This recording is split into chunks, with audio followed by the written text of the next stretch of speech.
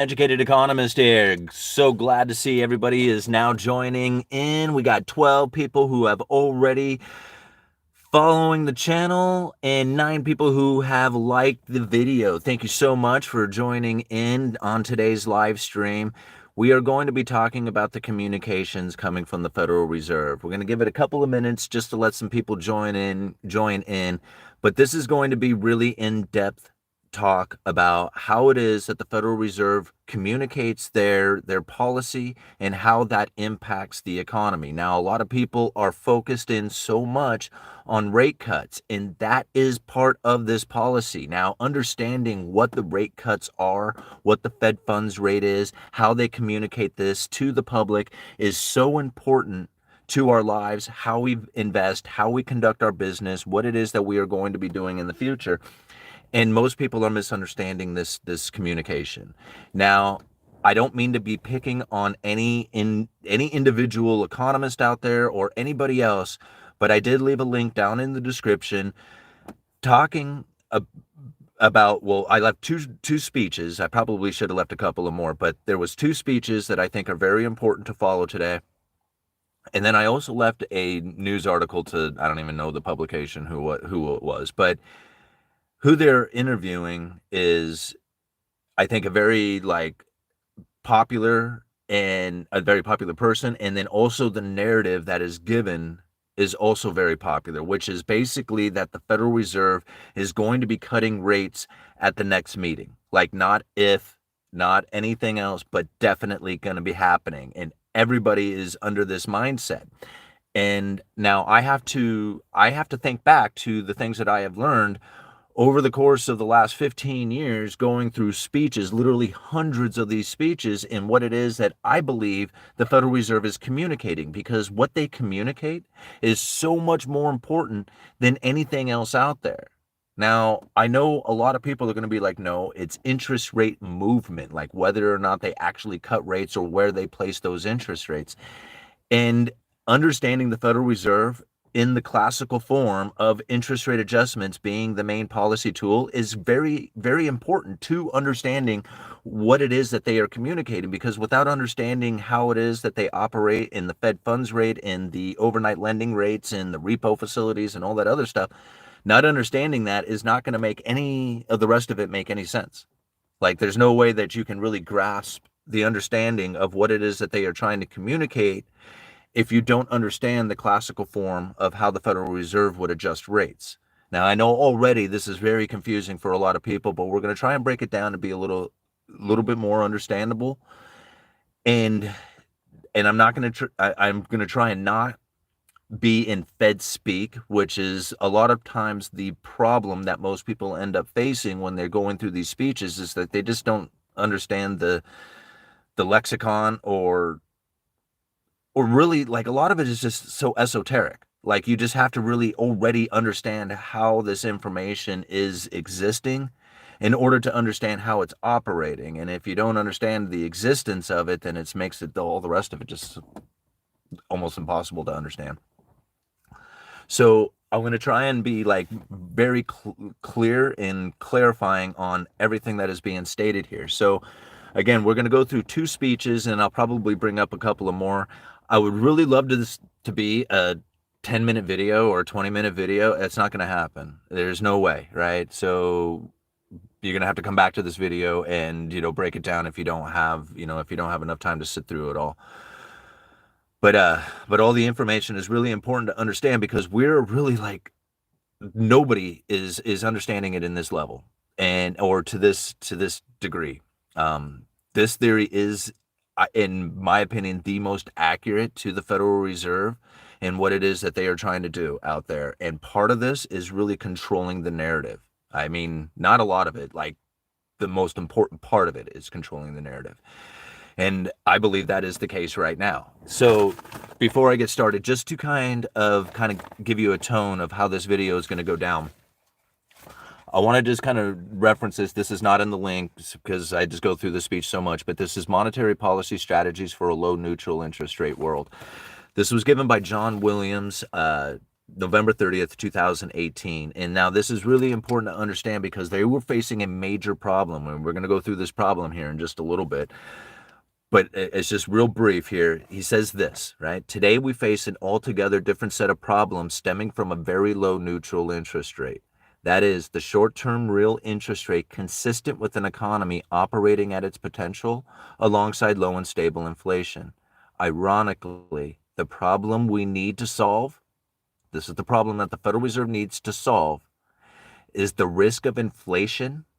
It's the risk of inflation, all right? Just like everybody knows, everybody is very aware of the risk of inflation, all right?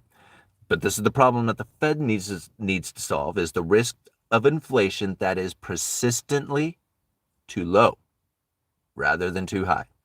That's right, completely opposite of what you were thinking, right? Because you're thinking that it is persistently too high. That is not the Fed's problem. The problem they needed to solve was that it is persistently too low.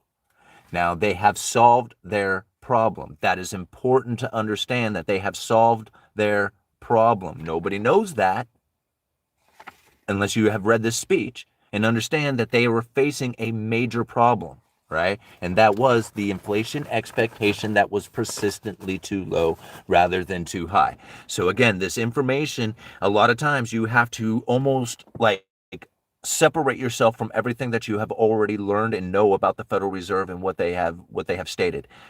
This is going to be very different from what it is that you have already learned. Now, again, like a lot of people who are here on this channel who have been following me, you guys have this information, you know it. But there's a lot of newcomers to the channel. In fact, I found a guy one time who said something like, it was in a comment saying, I can't take this. If I had to pay for this, I would want my money back or something. This is too long and too boring.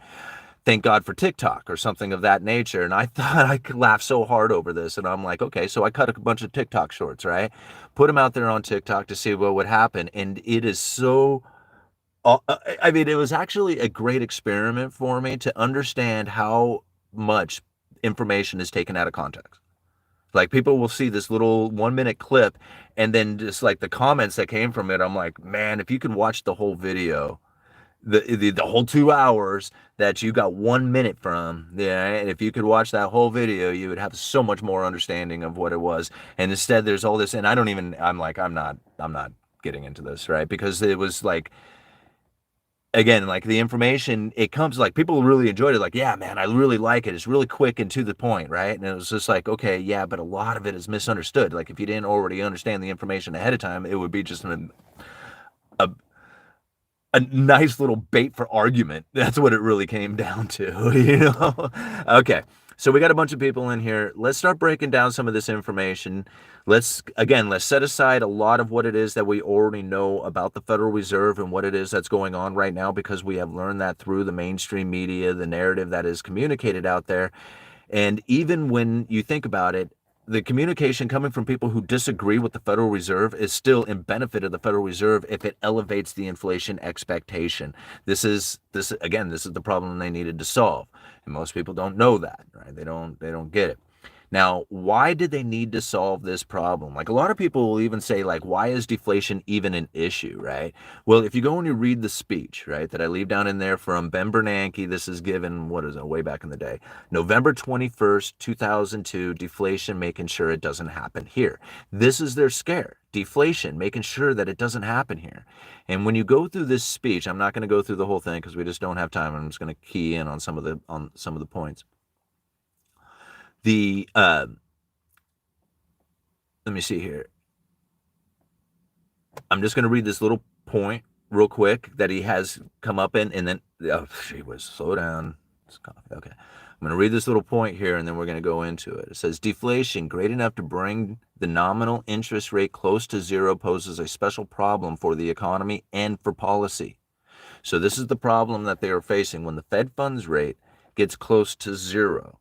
This is a major issue for the Federal Reserve. Now, they knew this speech was given long ahead before the Fed funds rate had gotten to zero. It wasn't long before. It was actually getting fairly close. And this is probably one of the concerns, but it didn't reach zero yet. It was still like, I don't know, at 1 or 2% or something like that. I can't remember exactly what it was at when the speech was given, but it was getting close to, or shortly after the speech was given, I believe. Anyway, it was getting close to the zero, and this was bringing up a lot of concern for people. And so this was like very heavily talked about, that what happens when you hit the lower bound, when the Fed funds rate gets to zero and you can't drop interest rates anymore to stimulate the economy. So this is what he was talking about. And well, let me talk about the Fed funds rate real quick for those of you who don't understand, because if you don't understand the Fed funds rate, then you're not going to understand any of this information. So the Fed funds rate, it's a little complicated. Let's step it back to understand it, how it was operating prior to the pandemic and really prior to the great financial crisis. But really, let's just take it back prior to the pandemic. They were operating in what they refer to as a limited reserve system. This is important to understand. A limited reserve system was talking about the big banks out there, right? The JP Morgans, the Goldman Sachs, those type of guys, right? So these big banks, they're also the primary dealers who are the ones who go to auction for the treasury and buy those treasuries. When the Federal Reserve is buying treasuries and putting it on their balance sheet, they buy it from these big banks, right? That's, again, so like when the Federal Reserve is buying treasuries, they're not going directly to the treasury. They have to buy them from the market itself. They have to buy something that's already been purchased. That's why they go to these big banks. They're the primary dealers. Okay. So now the way they operated prior to the pandemic is that these big banks had what they referred to as a limited reserve system, meaning that at the end of the day, some of these all of them needed to have a certain reserve requirement, right? So they were limited on how many reserves were in the system, and they had this reserve requirement that they needed to meet at the end of every day. So if they were limited on reserves, they had to borrow them from the other banks, right? So some of the big banks would be in need of reserves, and some of them would have excess reserves. The ones who had excess reserves would lend them to the ones who were in need of reserves. That overnight lending rate that occurred, that was the effective fund rate. So this is important to understand, because that is the lending rate that the Federal Reserve was targeting by saying, hey, the Fed funds rate is this. That effective fund rate, that overnight lending rate, is the rate. So that's important to understand. The other one is just a communicated rate. It's like as if they wrote it on the wall and say, this is it right here. This is what we're going for. The banking system and that overnight lending rate, that was the effective fund rate. That's what they were shooting for to adjust, right? So if they wanted to increase or decrease the interest rate on those overnight lending rates, they would increase and decrease the reserves that they had sitting on those big banks. So again, if there was excess amount of reserves, that interest rate would fall, as those excess reserves would have less demand from the other banks out there, because there would be an excessive amount of them. If they dropped the reserves that were in the banks and limited the amount that was out there, the overnight lending rate would go up. And this is how the Federal Reserve operated for a very long time. And so a limited reserve system. Very important to understand this, because this is like, if you don't understand this part of things, then it's going to make it difficult to understand what was going on within the Federal Reserve's communications when it came to dealing with the zero bound, which is when those Fed funds rate, that overnight lending rate, hit zero. Now what? No room to drop interest rates. So what's going on here is going to be a very difficult thing for the Federal Reserve to operate in. Okay, so this is the problem that they were facing back in the day. Okay, so and it's important to understand this, because they had to say, okay, well, what are we going to do if we can't lower rates anymore, because the Fed funds rate, this overnight lending rate between the big banks, has now approached zero, right? Now, what do? We can't drop rates any further. Okay, again, so let's go back to this speech, 2002, right? And what does he say about this situation? Deflation great enough to bring the nominal interest rate close to zero poses special problems for the economy and for policy. First, when the nominal interest rate has been reduced to zero, again, this is what we're talking about here, right? When the federal funds rate has made it down to zero, the real interest paid to borrowers equals the expected rate of deflation, however large that may be. To take what might seem like an extreme example, though in fact it occurred in the United States in the early 1930s, suppose that deflation is proceeding at a clip of 10% per year. Then someone who borrows for a year at nominal interest rates of zero actually faces a 10% cost of funds. You see what's happened? Like now it costs them 10% more because of the deflation is occurring within their fixed interest rates that they are now paying on their loan, even if it's zero. As the loan, okay, nominal interest rates of zero actually faces a 10% real cost of funds as the loan must be repaid in dollars whose purchasing power is 10% greater than that of the dollars being borrowed originally. See, this is the major problem people say, well, what's the problem with deflation? That right there is that everybody is in debt and they would face this exact problem. Okay.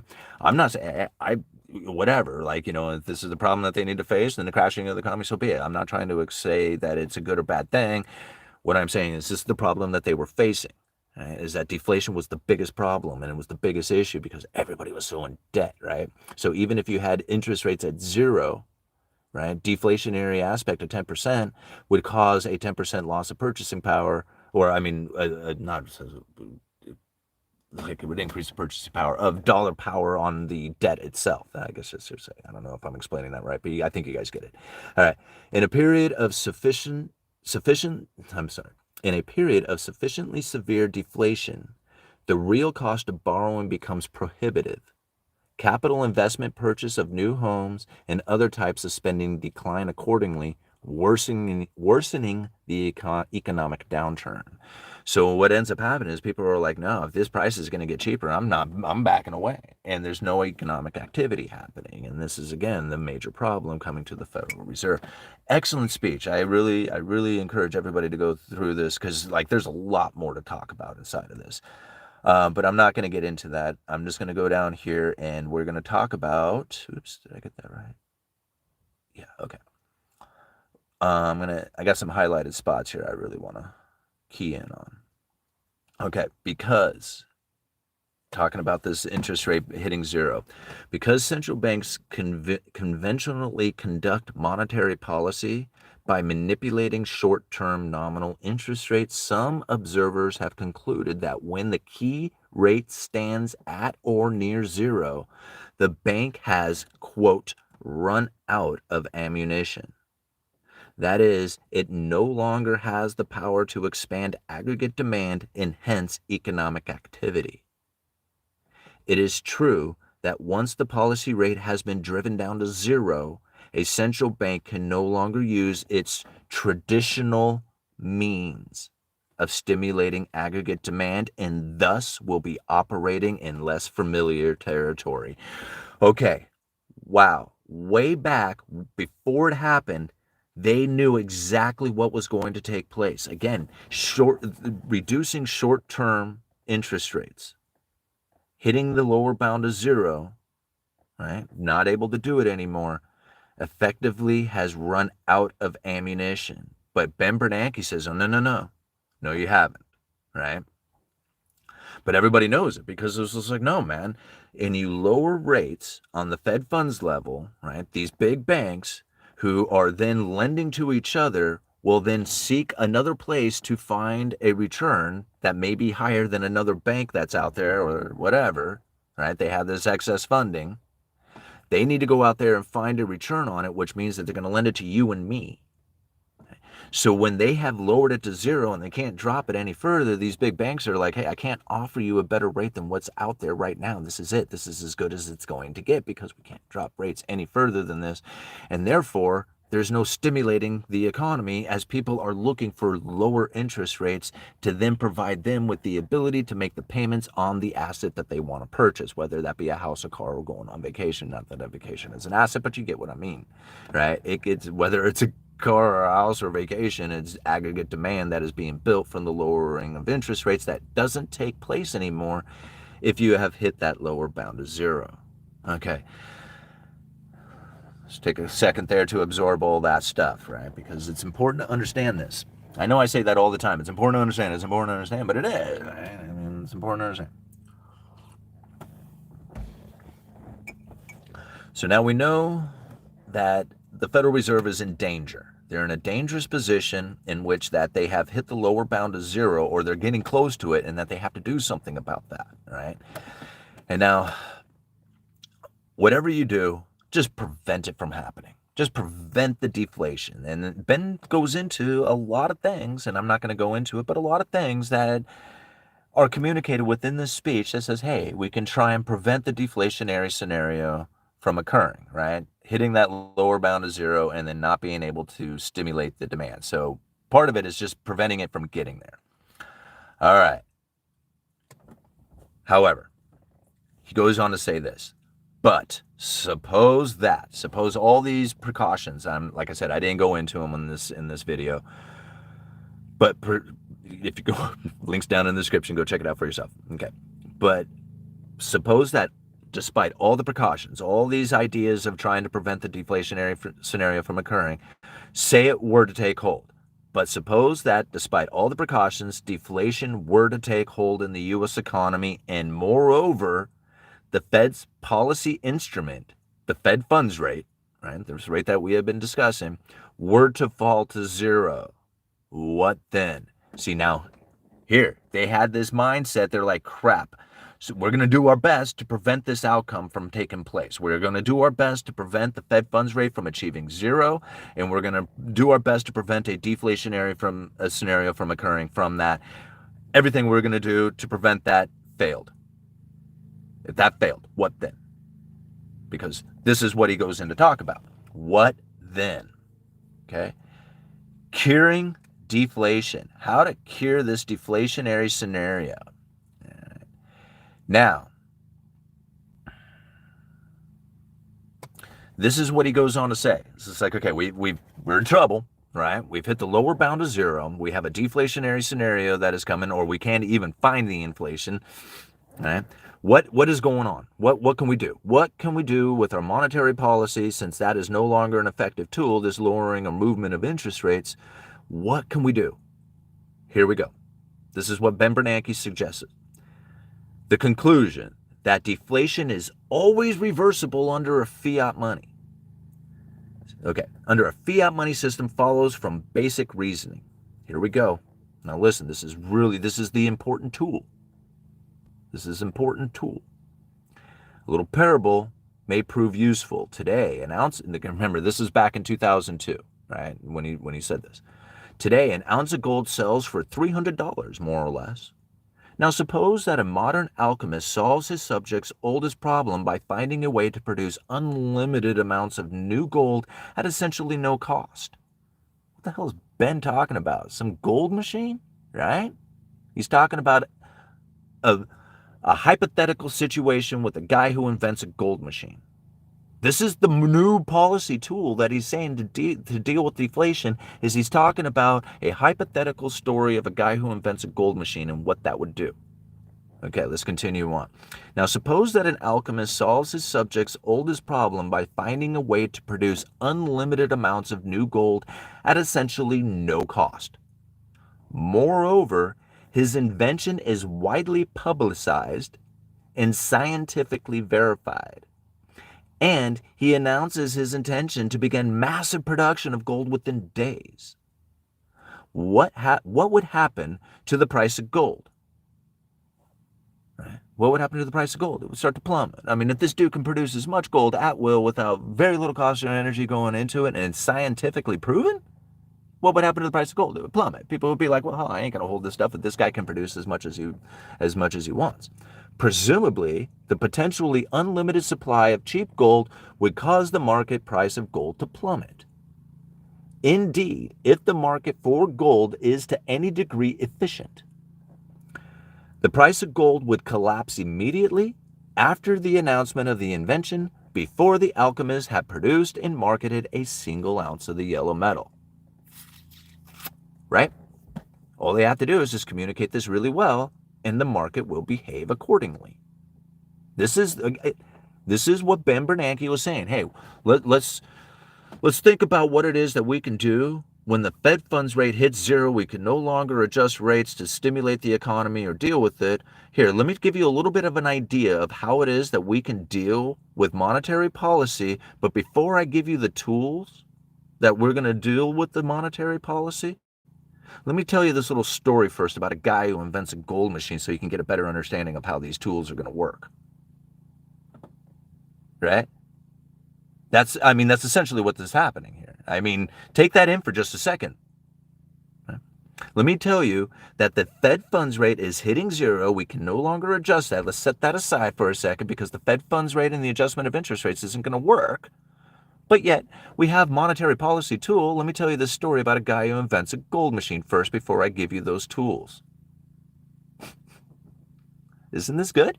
This is good stuff, right? This is not stuff that you're, again, right? This is important to internalize. Set aside all the information that you already know about the Federal Reserve for just a minute and internalize this for just a second. This guy is telling you that they are going to have a monetary policy that is different from the adjustment of Fed funds rates, and that they are going to be using tools that have a hypothetical imaginary story involved.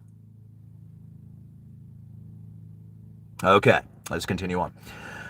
All right, what has this got to do with monetary policy? Like gold, U.S. dollars have value only to the extent that they are strictly limited in supply. But the U.S. government has the technology called a printing press, or today its electronic equivalent, that allows it to produce as many U.S. dollars as it wishes at essentially no cost. Isn't this good stuff? Right? This is, again, Ben Bernanke back in 2002 trying to deal with the fact that a deflationary scenario was going to be hitting the economy and that they would not be able to stimulate it through the lowering of interest rates. This gold machine is going to work out perfect because we have a credible threat. Listen, the U.S. government has a technology called a printing press, or today's its electronic equivalent, that allows it to produce as many U.S. dollars as it wishes at essentially no cost. By increasing the number of U.S. dollars in circulation, or even by credibly threatening to do so, the U.S. government can also reduce the value of dollars in terms of goods and services, which is equivalent to raising the prices in dollars of those goods and services. Just the credible threatening to do so, right? Again, this is the monetary policy tool. Set the interest rate adjustments to the side for just a second and think about what it is that the Federal Reserve is saying here, right here in this speech, not communicating out there in the world right now, just saying right now in this speech that they have run out of policy tools in the traditional sense in which that people have understood it, and that they are going to be developing a gold machine, essentially, right? A credible threatening to do so, however that is done, and communicating that out there to the public so that they can react in a way that is going to lower or raise the market. Think about that for just a moment, right? This gold machine is the heart of the credible threat theory. So we're going to move on. We're going to leave this speech right where it's at, because I don't think there's really much else that I can go into. This is an incredibly telling speech. It's probably one of the best speeches that the Federal Reserve has given next to monetary policy strategies for a low neutral interest rate world, right? There's a few of them out there that are really good. These two are some of my absolute favorites because they basically just explain it right to you. Straight up tell you. It's in Fed speak. Okay, so if you don't already understand like kind of the lingo that's being stated here, the verbiage, then I'm sure you understand the definitions of the words, but how they're using them gets very, very, very difficult and very cumbersome to try and navigate through. That's why I'm breaking this down for you guys the way I am, right? And again, a lot of you are probably already very well aware of this information. And when it's being presented in this fashion, it's just like, all of a sudden it just clears it up. It's just like, oh man, okay, that does make a lot more sense to why it is that they communicate it the way they do. It's because it's part of this gold machine operation that says, hey, we can use our words to deal with monetary policy. We don't necessarily have to use action. Okay. Let's take a second. How long are we into this? 30 minutes. Hey, that's perfect. That's a great amount of time, right? So now we can say, hey, the first 30 minutes of the video, right? That's all talking about the lead up to the the action, to the thing here. I don't even know. Like, too much coffee this morning. I don't know. Is that such a thing? Too much coffee? You guys ever get over caffeinated and just feel like just jittered out? All right. This next one. This is a really good speech. This is this the one I want to be on? Yeah. This is Jefferson, Philip Jefferson, voting member of the FOMC. This is May 13th of 2024. Okay, just a few months ago, really, right? Not that long ago. Now, I want to bring up a particular thing that happened just recently. Now, Powell came out and stated something to the effect of, I don't know, that interest rate cuts were on the table, something of that nature, and people ran with this idea, all right? And in fact, the Economist, down in the article that I linked down in the description, again, I don't even know the publication, but it doesn't matter. The narrative that is being spoken within it is very prominent throughout the economy right now, which is basically the rate cuts are coming in September, right? No matter what. And this is what I find very interesting is that from my understanding of the credible threat theory and the gold machine and everything else, this isn't a very clear communication, right? Part of the credible threat theory is a clear communication. Now, this speech goes very much in depth to how the communication styles were built and are being delivered to the economy right now, and how this is impacting the economy in a very profound way. This speech is so telling. Like, I cannot encourage you enough to read the entire thing. If you don't want to read these speeches, by the way, there's a link down in the description to the channel. You can become a member of the channel where I have broken down these speeches in live streams for the members only, where we cover all this stuff. So if you don't want to read it, you can actually hear me read it and stutter through it and kind of talk about it. And you can just put the headphones on and go and garden or do whatever it is you're going to do and just listen to me go through the speech and explain it. But the speech is down in the description, and it is very telling of what's happening right now. So let me see if I can find. Okay.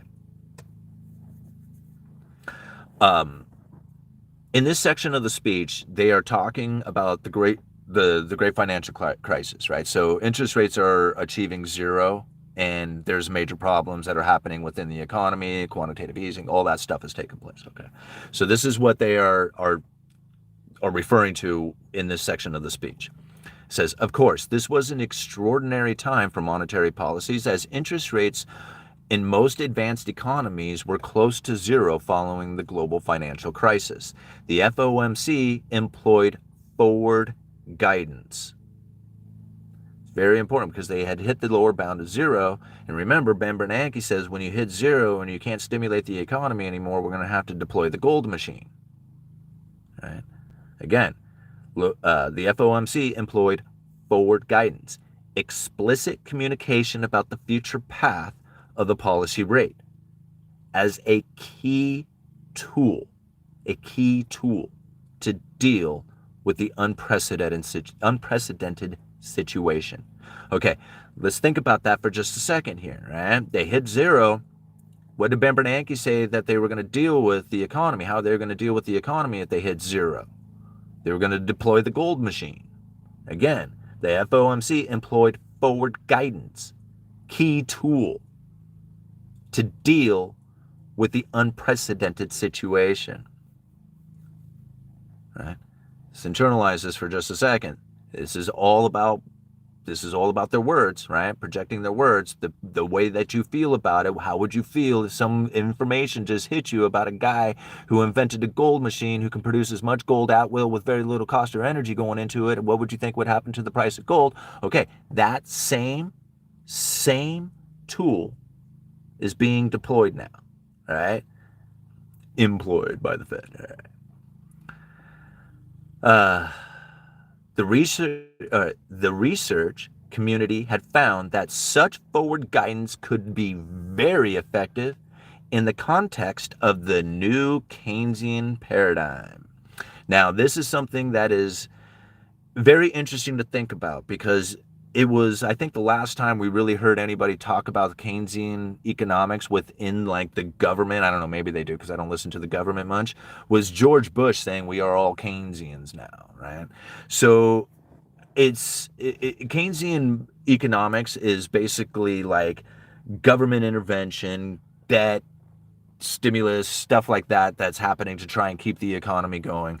The opposing view of that is Austrian economics, like the School of Austrian, which is sound money, savings, production, stuff like of that nature. I'm not debating these two. I mean, I'm more on the Austrian economic side of leaning things, but it doesn't matter because that doesn't exist. The Keynesian economics view is what the Federal Reserve is moving with. This is what we live in. This is what we have to operate in, no matter how much we wish, hope, dream, and pray that it could be Austrian School of Economics theories. It's not. It's this. This is what we have to roll with, okay? So position yourself accordingly to what it is that's happening, not what could be or should be happening. All right. Okay, so again, we're reviewing the section of the speech talking about what happened during the great financial crisis, them hitting zero and knowing that it was no longer an effective tool to operate within the adjustment of interest rates, but now being more in the communication styles in which that they are using as the key tool to deal with the unprecedented situation. All right, it's a very effective tool. When Loretta became president of the Federal Reserve Bank of Cleveland in 2014, she supported the continued use of forward guidance during these extraordinary times. In particularly, to communicate a lower for longer policy. Communicating a lower longer. It's going to be lower for longer, lower for longer, lower for longer, too low for too long. Okay? Communicating that. Very important because if you weren't communicated that to, then you wouldn't do anything about it because you wouldn't have known. Right? It was fed to you. Forward guidance is a force feeding of information. All right. Providing, okay, let me see here. In particularly, to communicate a lower for longer policy that could prove accommodation or could provide accommodation in the presence of the effective lower bound constraint. Right? Again, this is their monetary policy tool is to communicate this commitment. Once you believe it, then you will react. It is so important to understand this because understanding that the interest rates do impact the economy and how that impacts the economy is very important, but you have to set that aside. You have to set it aside because that's not what the Federal Reserve is going to do with monetary policy. What they are going to do is communicate about that stuff as the more important tool, the key tool, right? The key tool. This isn't my words. This is their words. Right? That's why I read this stuff. That's why I leave the links down in the description. Somebody else was like, why would we take advice from some dude who's in some car? Okay, listen, I'm in the car because it's the best sound quality. That's why I'm in the car, right? Now, some dude just going through this information, yeah, at least I have the time to go through it. You don't have to go through it. I'm going through it. I'm showing you where to look, right? Now, this isn't me trying to say this is like what my theories are. This is me communicating and delivering this information. That's what's happening here. Like, who the hell am I? I'm just some dude in a car, right? Okay, so here's the information from them. Links are down in the description. This is what they are saying. This is their key policy tool. Very important. Their words is the key tool, not the adjustment of rates, their words. All right. In particularly, communicate lower for longer in the presence of the effective lower bound constraint. Here we go. Right? Listen. She also insisted that forward guidance could be used effectively even in normal times as a means of clarifying the FOMC's reaction function. Okay, right there. This is something that they use in normal times, even though we have the elevated interest rates. And they're saying, hey, you can adjust interest rates again, so the forward guidance isn't needed. We can actually use rates. No. Just a few months ago, the FOMC is saying, no, we can use forward guidance, right? It's an effective tool even in normal times. This is what they use. It's their key policy tool. Okay. And I don't mean to be like, hyper about it, but I've had a lot of coffee. Where are we at here? Okay. So now a little bit further down in the speech. This old computer. All right, there we go. All right, they go into this. They go into the description of this, and it gets so. This is how clarifying they know that the clarifying of their monetary policy key policy tool here. This is it. This is like the transparency that they have about their monetary policy. Not the mainstream media stuff, set that away for a minute, right? Just put that away. This is the clarity of the monetary policy tool. Think about this. Surely, sometimes central banks' communications can have unintended consequences. Their communications can have unintended consequences. Really? You mean every single word isn't delivered purposefully, but accidentally? Is that what happened? Because, I mean, unintended consequence, that's kind of accident, right? Let me give you 2 examples of this unintended consequence. Pretty good stuff coming up here, right? You're going to recognize it. Think about it. This was months ago, and think about what happened just a couple of days ago, or whatever, a week and a half ago, with the communications coming from the Federal Reserve. Why do people believe that there's interest rates cuts on the table? How many times did you hear that? How many people are of the mindset? Think about this for a second. There is no communication that was delivered that says we are going to cut. They say that they are data dependent. Very important to internalize that, right?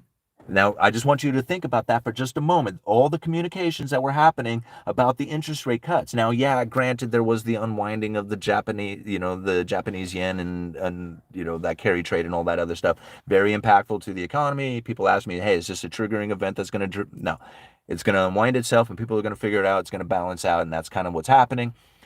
Now, however, the communication coming from the Federal Reserve had a snap reaction from the markets. Did it not? Okay. Then what happened? Markets came to their senses. People don't know what's going on.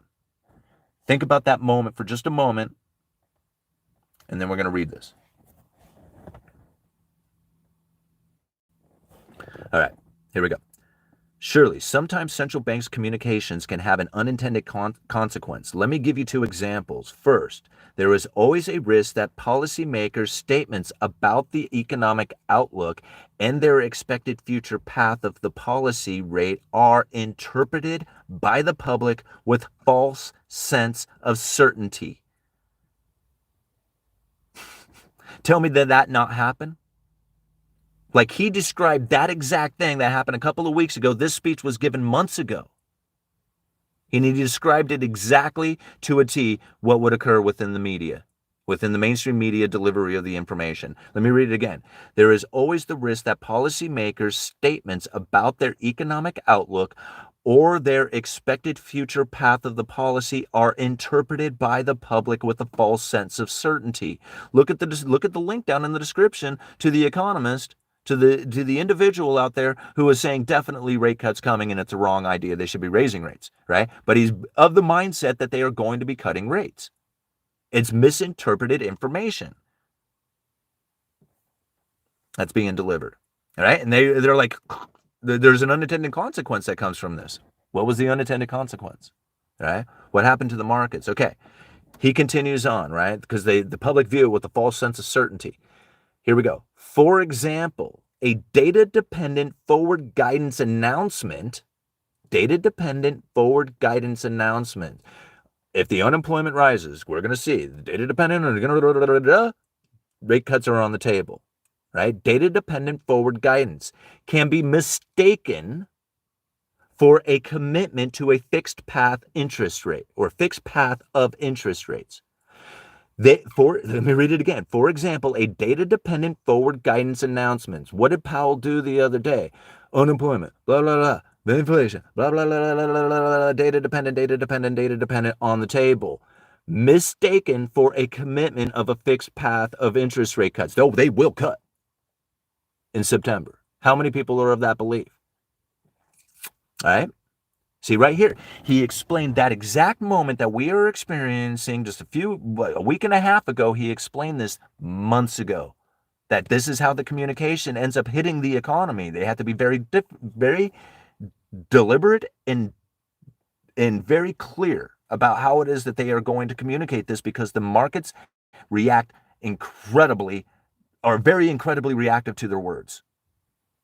Right? We are experiencing it. The Fed hasn't done anything. Remember this, guys. The Fed hasn't done shit in like months, right? They've been sitting on their hands, but everybody is moving. Everybody is reacting to their words.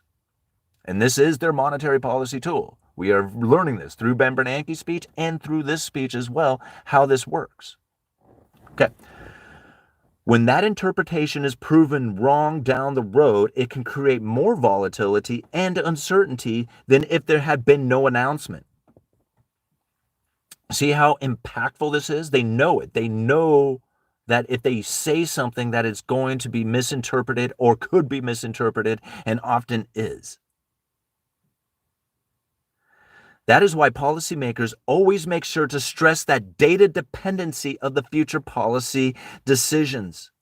They leave it open-ended. He says it right here. We are leaving it open-ended so that we are not like tying ourselves to any commitment or forcing the market into believing that we are committed, which would then have them reacting to that committed belief. And some people do believe it and committed to it. All right, that is why policymakers always make sure to stress the data dependency of the future policy decisions. Second, it is also possible that the public misinterprets the views of individual policymakers as committee views. They hear Bostic out there being a dove. They hear so-and-so out there being a dove. They hear this person out there being a hawk, that person being a hawk.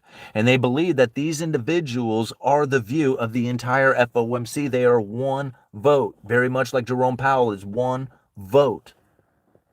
Jerome Powell speaks on behalf of the FOMC. When he is delivering a message that the FOMC is trying to communicate there to the world, it comes through Jerome Powell. He is a messenger.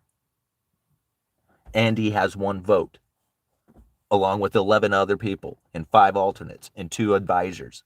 That's the FOMC, right? They're the ones who come up with the policy. All right.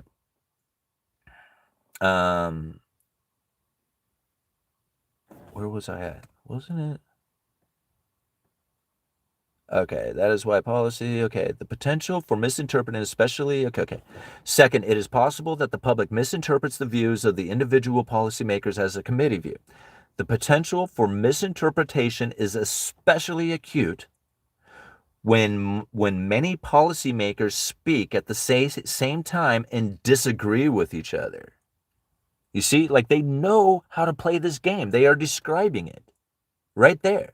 Let's get out there. You say this, you say that, back and forth, right? And we'll have the people completely confused and misunderstanding things, and that will actually create the volatility.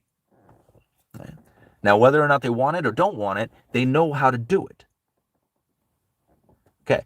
The potential for misinterpretation is especially acute when many policymakers speak at the same time and disagree with each other. Now, here's funny.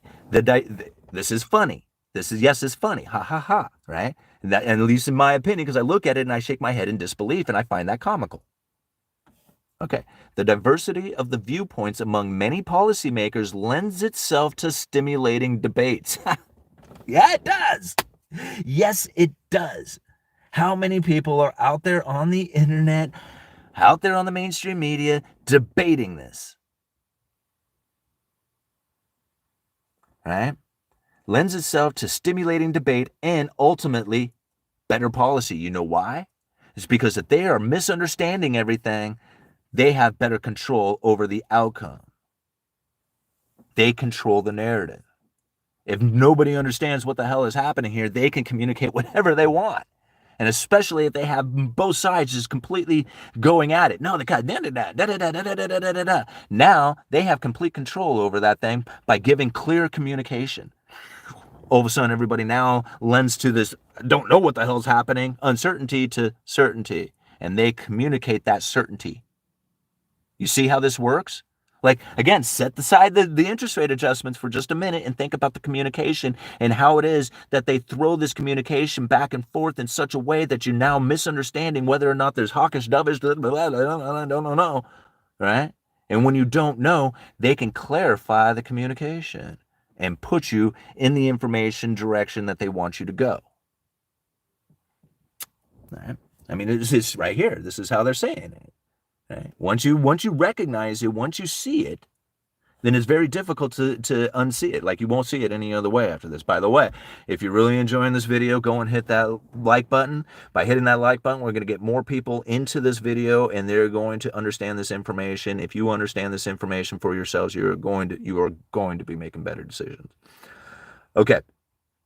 So now that we have gotten through that, right? Because I think this is probably the biggest part of this whole, like, everything that we are learning. This is up-to-date information coming from the Federal Reserve talking about how it is that they are conducting their monetary policy. Remember, this is just a couple of months ago. Okay. Let me go back up here a little bit and show you. Let me see if I can find it up here. All right. Now, believing that this is something that they have developed, right? You have to understand, it's not a matter of believing it, it's internalizing it, right? Internalizing how they did this. And by internalizing means, this is how you internalize something. If you can describe it, you have internalized it. Right? Now, you don't have to necessarily take it in as your true hardcore belief, but be able to explain it. Says, yes, I understand what it is, and I am going to be able to then internalize that in theory. I'll be able to use that theory, maybe discredit that theory, whatever it is. But if you can explain it, you have internalized it, right? So again, this is important to internalize this information. And this is difficult because it's like you have to go back and say, okay, yes, this is occurring or had occurred for this moment. This isn't an accident, right? That's another thing. If you can, again, this isn't an accident, all right? The evolution of the Federal Reserve's communication. All right. The view reflected in Loretta's words seemed commonplace now, but it wasn't always so. When Loretta joined the Federal Reserve Bank of Philadelphia in 1985, the FOMC didn't disclose its interest rate decisions. Okay, right off the bat, back in the 80s, they did not talk. You hear all this stuff coming from the Federal Reserve, not the speeches. Speeches existed, right? But all those public statements, all those interviews, all that stuff that you constantly hear out there on the mainstream media coming from the Federal Reserve didn't exist back in 1985, right? It didn't even report that it had made a decision, right? This is how secret they operated. They were very, very quiet. In 1981, Karl Brunner, the Swiss monetary economist, called central banking an esoteric art and lamented central banks as, quoted, inherent impossibility to articulate its insight in explicit and intelligible words and sentences, end quote. Right? Let me read that again. Inherent impossibilities to articulate, it's inherited impossibilities to articulate, so there is no way that they could say or talk or communicate its insights in explicit and intelligible words and sentences. Basically saying that there's no way that you could communicate a central bank's actions. There's no way. Like, that's what he said back in 1981. At the time, central bank's wisdom dictated that monetary policy should say as little as possible. Really, right? Very, again, listen, important stuff to internalize. They thought it was very important to say as little as possible. Some research of that vintage tried to rationalize this, quote, secrecy through the notion that monetary policy should be particularly effective if it surprised markets, not communicate what's going on. surprised markets. This is the way they used to communicate. Not at all. Hit you with the one day you woke up and it's like, whoa, what's going on? All right? They didn't say anything. They didn't communicate this. In the 90s, central bank communication changed dramatically in the 90s. Right? Changed dramatically. In 1993, the Fed started to publish FOMC meeting minutes in their current form. They didn't do that before. Now they're like, hey, let's deliver you some information, right? In 1994, it began releasing FOMC meeting transcripts with a 5-year lag, which I always thought was kind of interesting, 5 years out, Anyhow. In February of 1994, the Fed started to publish post-FOMC meeting statements following the meetings at which there was a change in the intended Fed funds rates. So now they're like, hey, we have this meeting where we have this intention that's starting to take place. You might want to be aware of it. Right? That happened in 1994. In May of 1999, the FOMC started to publish statements after every meeting, even on occasions when there was no change in policy. Hey, you know what? There's no change, but here, we're going to tell you there's no change so that you'll understand there's no change. Here, force feeding you information. There's no change, but take it. Take this information that there's no change being delivered to you, regardless.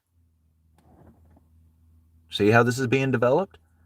I mean, they're explaining it right here. This is how it went down. Boom, dum, dum, dum. This is what we're doing. All right. By then, the move towards greater transparency was fully embraced by Chairman Greenspan, who had once prided himself on, quote, mumbling with great incoherence.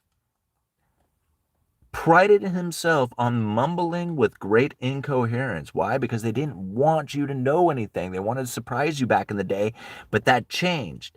He embraced this change, right?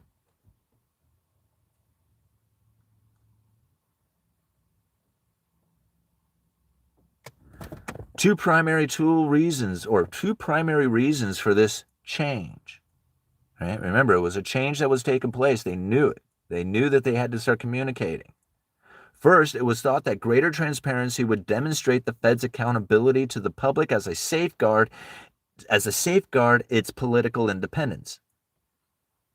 All right? So saying that, hey, if we, hold ourselves accountable, whatever, we're going to be independent from the government, all this other stuff. Okay. Second, there was growing appreciation in the economics profession that clarity about policy could improve macroeconomic outcomes. If they communicated, they could improve the outcomes. If they just talked about it ahead of time, prepared the people.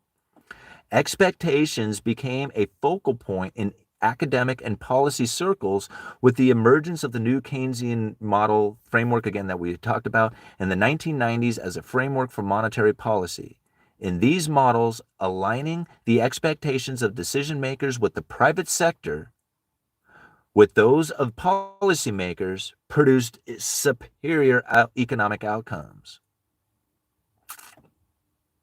Pretty interesting, right? Let me read it again. In these models, they found that aligning the expectations of decision makers with the private sector, right? Decision makers in the private sector, with those of the policymakers. So how many people out there are saying, hey, we're going to do based off of what the Federal Reserve is doing, right? Would produce superior outcomes. Let me read it again, right? I'm not going to read that again. Let me read into this more. Mike Woodford, one of the developers of the new Keynesian model, put it this way. Not only do expectations about policy matter, but very little else matters. Right? All about the communications. Their communications are more important to what's going on than anything out there. It's so, is it a clear communication when they are saying data dependent on the and puts rate cuts on the table? Is that a clear communication? I don't think so. A clear communication is we are going to be cutting at the next meeting. We just don't know by how much. That's a clear communication, right? It leaves it somewhat open-ended to the size of the rate cut, but it locks people's belief in that there will be a rate cut. If you communicate, we're data dependent, it could be, maybe, possibly, it's on the table, might back, communicate that out there, then people will begin to act as if those rate cuts had taken place. When the next meeting comes, because it wasn't clearly communicated, there will be a clear communication of the rate cut, which will then start positioning more of the economy into that idea of rate cuts taking place. By the time the meeting comes that they do actually cut rates, everybody within the economy will have tapered themselves into that position, and there will be very little impact to the economy at all. This is how they conduct themselves. I've repeated it over again. I've shown you here in the speeches. It's like, I don't see it any other way. I can see it plain as day when I look out there in the mainstream media, when I see the communications that people are receiving, how it is that they are interpreting this information, misinterpreting the information, knowing that how they communicate it could be misinterpreted. This is all very clear, and once you have seen it, like once you have seen the credible threat theory, once you have become aware of it, it becomes very clear what it is that's happening. Right? And this stuff is complicated. It is so deep. There is so much to know. There is so much to try and internalize. Let me give you an example of how credible threats work and the Fed recognizes it. Okay. So this happened during the pandemic. There was stimulus programs, there was lockdowns, there was all kinds of stuff that was taking place, and people were like losing their minds, right? They had no idea of what was happening out there. Now, part of the Fed's stimulus during the pandemic was an unusual and exigent circumstance that allowed for something called the 13.3, right? This is Federal Reserve Act, right? Now, here I'm going to read from this speech. It's, let me go and find the title. This is coming from Richard Clarida, who was a voting member at the time. I don't think he's even with the Fed anymore. This was given May 21st of 2020, right? And the title of this is U.S. Economic Outlook and Monetary Policy, May 21st, 2020. Okay. Now, something happened back then that they had set up what they referred to as special purpose vehicles. Now, these special purpose vehicles are entities that are separated from the Federal Reserve, right? They're built in conjunction with the Treasury, with permission of the Treasury. Unusual and exigent circumstances allow for this special purpose vehicle to be created. Now, with the special purpose vehicle, they were able to backstop every corner of the financial market. And this is essentially what they were using to buy, backstop the banks, backstop credit cards, backstop car loans, backstop everything out there. Businesses, everything were getting loans or the possibility of a loan through these special purpose vehicles. And part of that was the corporate debt lending facility. This particular lending facility flipped people out because this is the moment in which that these corporations are going to get money, essentially loans, from the Federal Reserve by the Federal Reserve buying corporate debt. So these corporations, they have bonds just like a government bond might be, right? And essentially what the Federal Reserve is saying is we're going to be buying those bonds. We're going to buy them up, and that's going to bring funding to these corporations. That information flipped the markets out as they said the Federal Reserve is going to be picking the winners and losers. They can lend money to whatever corporation they want in an almost unlimited amount through these special purpose vehicles, and they have actually made the announcement that they are going to do this. Now, the Federal Reserve came back and said, hey, we're just going to be saving the fallen angels. So as these corporations are, it's the pandemic, everything's crashing, they're going to be saving the fallen angels. Listen to what happened. Okay, so this is like, that's the narrative. That was the narrative out there, right? Federal Reserve, special purpose vehicle, hundreds of billions of dollars, going to be buying corporate debt. They're going to go out there and purchase bonds from these corporations. That's going to bring all this funding to these corporations. Essentially, the Federal Reserve is bailing out these corporations, and they're going to be picking the winners and losers. That's the narrative, right? I was one of them, right? I was one of them saying this. I quickly changed after I started realizing what was being taken place. But at the time, that was what they were saying to people, because that's what was taking place. That was about ready to happen. Now, let me read this. Since March 17th, and again, this is back in the day, the Federal Reserve Board has announced the establishment of no fewer than 9 new facilities to support the flow of credit to households and businesses. These are these lending facilities, these special purpose vehicles. These programs are authorized under the emergency lending powers granted to the Federal Reserve Section 13.3 of the Federal Reserve Act, and are available only in, quote, unusual and exigent circumstances with the consent of the Secretary of Treasury. I think you will agree that today we face circumstances that are both exigent and unusual. These facilities are supported with money invested by the Department of Treasury, drawing on appropriations of more than $450 billion authorized by Congress in the CARES Act, for the specific purpose of investing in Fed programs to sustain the flow of credit to households, firms, and communities during the coronavirus pandemic. Right? So basically what he is saying is that we set these things up to continue the flow of credit to these households and businesses in order to support them during these hard times. Right? Very simple to kind of understand that. It's not too complicated.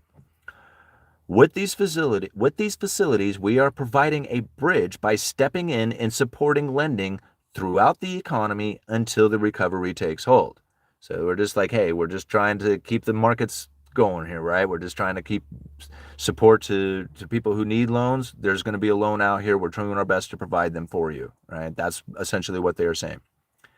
These programs are designed to offer a backstop source of funding to the private sector, and just the announcement that these backstop facilities will soon be launched appears to have bolstered confidence in the capital market, allowing many companies to finance themselves privately even before the facilities were up and running. Well, isn't that nice? Well, wait a minute here. These programs are designed to offer a backstop source of funding to the private sector, and just the announcements, the credible threat that these backstop facilities would soon be launched. They haven't even been launched yet. Just the idea of it, right? Appears to have bolstered confidence in the capital markets. People are like, well, if the Federal Reserve is going to be buying into this stuff, I'm going to be able to buy into this corporate debt with very little consequence, that I won't have a seller to sell it to, since the Federal Reserve is already saying that they're buyers. Or a buyer to sell it to, if you know what I'm saying. If the Federal Reserve has already said that they're going to be buyers of it. So now, all of a sudden, the capital markets are out there going, yeah, let's do it. Let's get into these corporations. The Federal Reserve says they're going to do it. Let's get ahead of them, allowing many companies to finance themselves privately before the facilities were up and running. Just the credible threat alone was enough to do it. All right? See, this is where I find this information incredibly rare and incredibly important. How many people talk like this? Very few, right? Very few have now internalized the credible threat theory to the level that we have here on this channel. We are breaking it down daily. These speeches are not that old, and they're talking about how the forward guidance has more of an impact on the economy than the actual rate adjustments do. Right? Let me see. Let's see Isn't there a spot that in this speech? Let me see if I can find it here.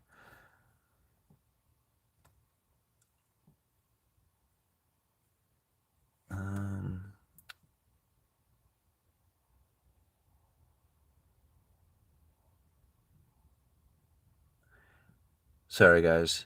I think probably that's the majority of the information, that is probably enough anyway to like really give you a good idea of how the credible threat theory works. Examples of it, you could probably find many examples of this throughout the economy. Like you could probably be like, well, what about this instance, that instance? Yeah, you're probably going to be able to pinpoint out and find it happening many times in many ways. Right? And I think about it, like how many people are internalizing the information that they're seeing out there on the mainstream media in such a way that now has them committed to the outcome, to committed to like this rate cut that is coming. And now they are positioning, like, whether it's right, wrong, or indifferent, I mean, they're falling right into the trap. Like they've communicated, this is how we do it. We are going to communicate it in an uncertain way. By doing it in an uncertain way, we gain more power out of it. All right? By gaining more power out of it when we do actually commit to the outcome. See, this is like all part of it. It's all, and part of it is understanding how the Federal Reserve operates within the classical form. Right? And that's why I explained it the way I did about the Fed funds rate. It's actually changed, right? The Fed funds rate has changed the way that the effective fund rate. It's actually moved from that overnight lending rate because during the pandemic, they went into all this quantitative easing and the banks went into what they called a abundant reserve system, and they didn't have a limited reserve to have an effective fund rate from the overnight lending, since they weren't really lending to each other anymore, since they didn't have a reserve requirement and they were completely loaded up on reserves. What ended up happening is that overnight lending rate, being the effective fund rate, moved over to the repo facility. So now the excess reserves were moving over to the repo facility or an account at the Federal Reserve called interest on excess reserves. So they had two positions in which that they could send that excess reserves to, since again, pandemic, money printing, limited reserve system went to an abundant reserve system. All these abundant reserves went over to the repo facility in the account on excess reserves. In between these two, they were able to channel the effective fund rate. So it went from the overnight lending rate at the big banks to the Federal Reserve itself at these two accounts, the repo facility and the interest on excess reserves.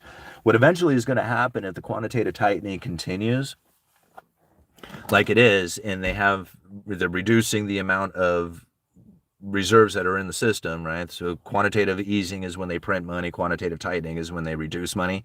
We're in quantitative tightening right now, regardless of what anybody wants to believe or say or anything else like that. That's the position that the monetary policy is taking right now, is quantitative tightening.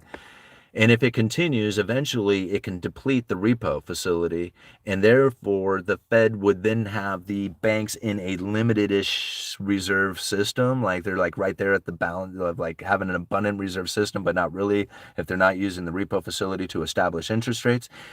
Something very interesting starts to happen is, where do they get the funding from, right? Do they get it from the other banks, or is it a limited reserve system again? There becomes this very confusion on what it is that's going to take place as far as how the Fed is going to channel the effective fund rate. I mean, is it going to slip back into a limited reserve system and the overnight lending rate? Is it going to be the repo facility and they keep the abundant reserves going? But if they have this quantitative tightening, how does that take place? It gets very confusing on where it goes. However, the Fed has communicated many times that there is the discount window, right? That these banks can go to get funding, and there is an interest rate that is attached to that. And again, they could move the effective fund rate over to the discount window in the overnight lending rate between the big banks. Now, the discount window is not necessarily a place that the big banks want to go to, because it holds this major stigma against it that says if you're at the discount window borrowing money, you are in trouble because you can't, essentially, your credit isn't good enough to get it from the other banks. So you have to seek it from the Federal Reserve. Again, this is kind of complicated, but this is taking place right now, is that what they are trying to do is alleviate or remove that stigma from the discount window by literally forcing the banks, the big banks, to use it so many times or a particular amount a year, so that you don't notice whether or not a bank needs it or not because everybody's forced to use it at least some point, right, throughout the year. So it's kind of like if everybody's using it, then you can't hold a stigma against somebody using it because everybody's using it. They're actually forced to use it. So it kind of clouds over and masks the banks that are in trouble who are using it because everybody's using it regardless. They have to, right? But it's not meant to. It was because that's how they removed the stigma. It's just like, well, if a bank goes and uses it and then they're going to have this like, red flag hanging over them, then we'll just make everybody use it. And then therefore the red flag doesn't mean anything. It's just like everybody's got a red flag. Right? And that's kind of how they operate now. All right. I'm glad you all stuck with it. It's an hour and 15 minutes into this video. I'm glad we got that much information out in an hour. That was a really good one, And so let's go and check out some of these comments. Go hit the like button, everybody. We got 280 people watching with 149 likes, $14.99 in super chats. Let's go read those first. Thank you so much for supporting the Uneducated Economist. I really do appreciate everything you guys have ever done. All these wonderful super chats and donations through PayPal and just the encouraging words and hitting the subscriptions, everything that you've ever done for the Uneducated Economist. I cannot tell you how much I appreciate it. All right. Still wrapping my head around 2% average inflation over time. The Fed's goal, but we don't know what over time actually means. The time period to calculate it. Am I right on track? Okay. James Mags, that's a great question. Thank you so much for bringing that up. Thank you so much for the $10 super chat. It's very kind of you and very generous. Let me bring this up for you because I think this is actually going to help out quite a bit. Let me see if I can find it in here. Man, where is it in my computer? Okay. Give me just a moment. Let me see if I can locate it. Because there is actually a great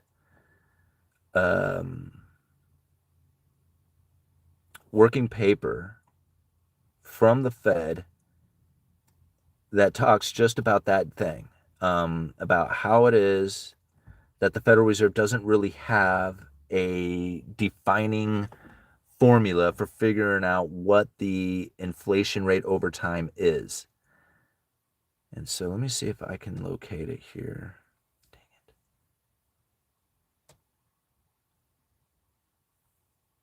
it.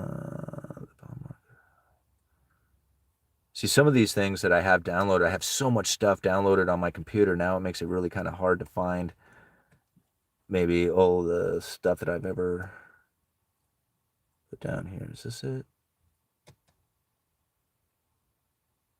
Yeah, okay, cool. Found it. So this is going to help you out, James. This is going to help you out right here. This, let me enlarge it so I can show you here. Okay, so this is coming from the Richmond Fed. Okay. Yeah, the Richmond Fed. Okay, so if you put in Richmond Fed macro minute October 17th, 2023 long run average inflation.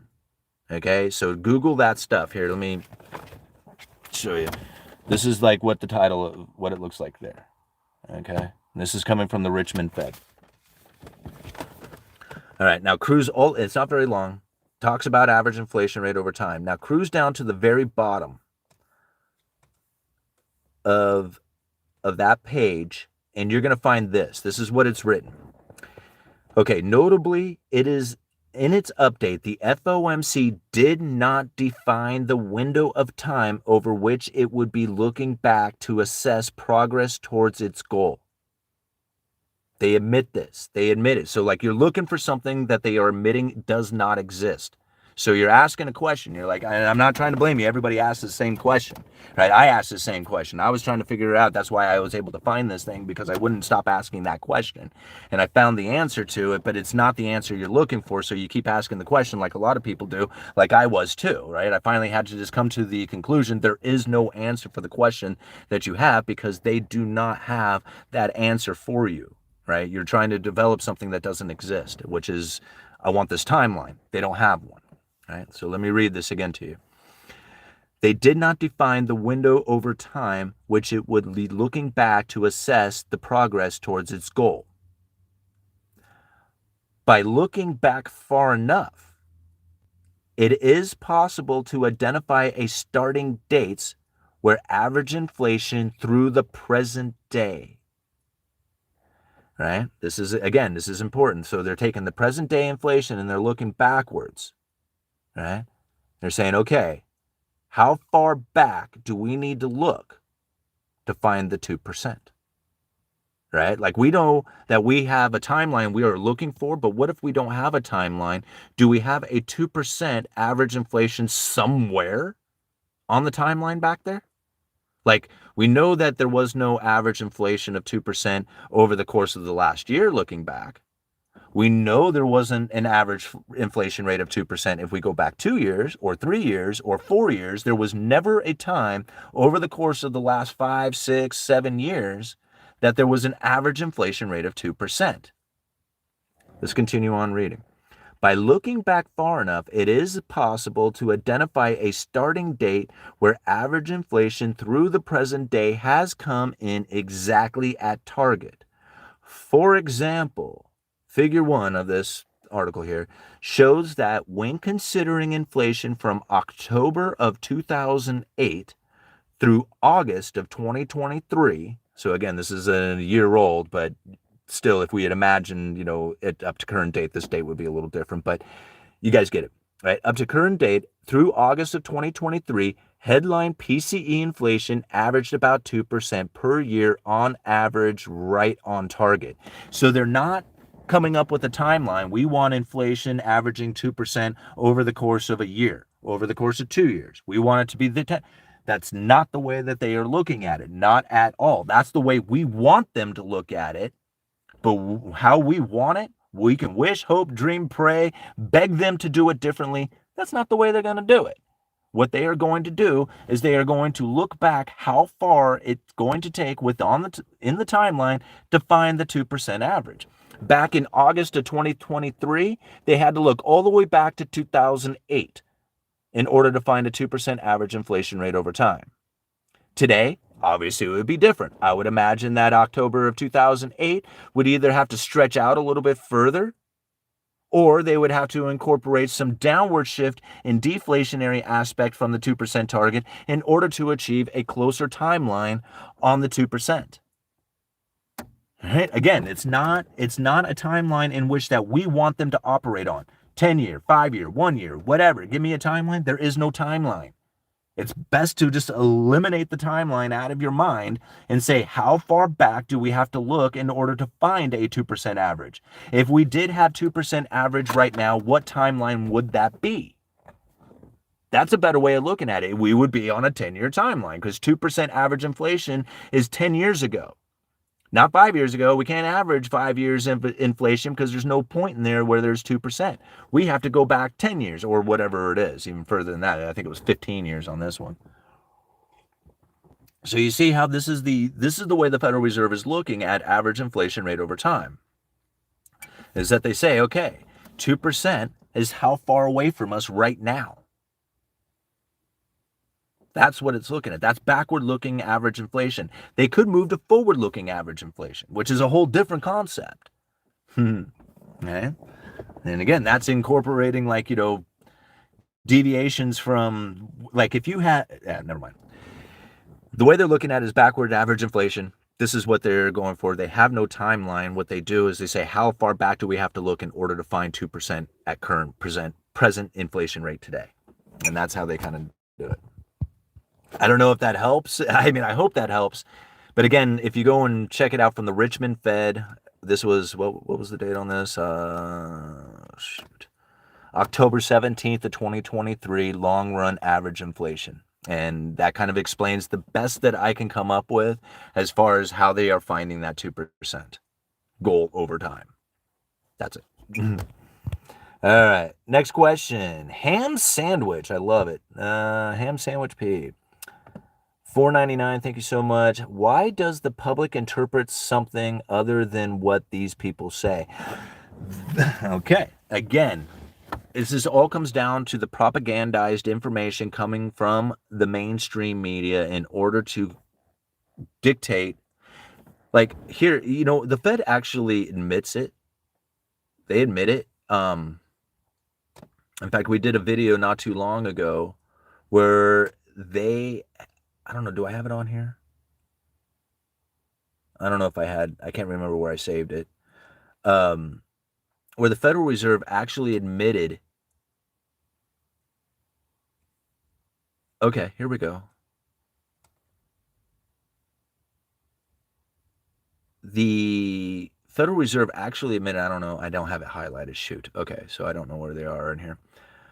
The Federal Reserve actually admitted to how it is that they have communicated the policy through particular channels in the direction of people who typically would not receive the information.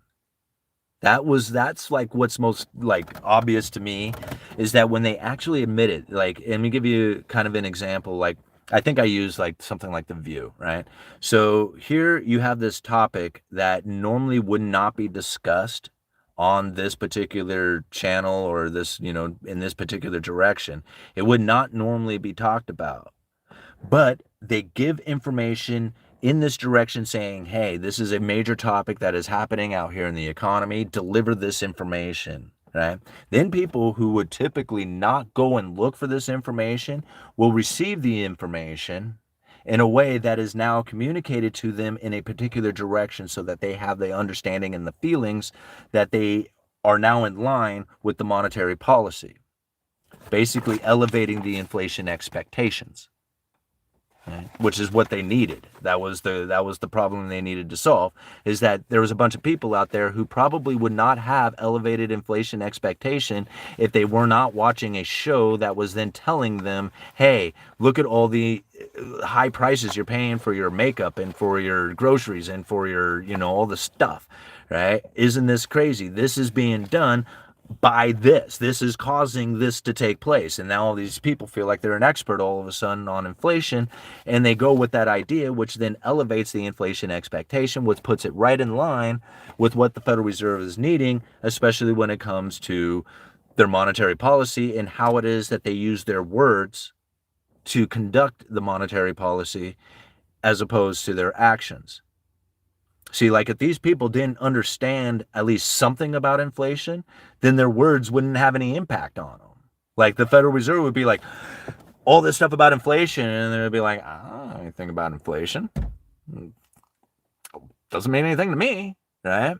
But if you had been delivered information ahead of time that all of a sudden made you feel like you had some understanding of what was going down, and then now you got like inflation expectations that are running rampant. This is how they do it. This was intended. This is how they communicate. This is what they're doing. All right. You guys are so awesome. Let's check this out. Live chats. All right. Sorry I blasted over so many comments. I know you guys have a bunch of them up in here. Oh, I don't read Luther's comments, by the way. So, Luther, if you want me to read a comment, you're going to have to pay me. Let me cruise back up here a little ways. Okay. Molly, if you do the same thing over and over again, I'm going to have to ask the the moderators to delete your comments. I mean, don't just sit there and just post the same thing over and over again. It's like trolling or something like that. We're not here for trolling. We're here to figure this out and to learn. And Luther just wants to be a troll for the most part. And if he wants me to actually read his comments, he's going to have to pay me for it because he's trolled me too many times now. All right. Let's see here. Wrong. The U.S. deficit cannot handle the high interest rates. Therefore, inflation was not controlled or intended by the Fed. They want inflation, but not high inflation. Okay. Well, you go run with that idea. I mean, that's fine. I mean, I'm not going to argue with it, but I've read this speech 4,000 times and I've internalized every single moment of it, along with about 50 other speeches that definitely has me of the mind that they wanted inflation desperately bad. Like, I'm not just making this shit up, right? I mean, this is them going, what the hell are we going to do? We do not have the inflation expectations well anchored at a higher level like we are wanting. Right? I hear it was a major problem. I mean, just go and read it, you know. So I mean, if you don't want to believe it, don't believe it. I don't care if you believe me or not. That part is inconsequential to me.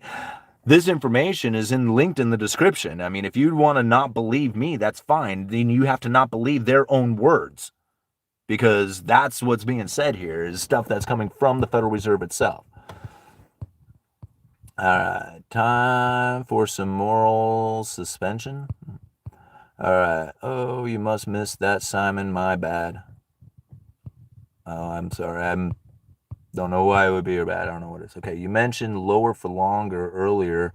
In recent, the Fed has been telegraphing higher for longer. Yeah, well, I mean, again, if you missed what I was talking about, we were talking back during like the great financial crisis. That spot that you were hearing in the speech, or what I was interpreting, was talking about something that was occurring 15 years ago.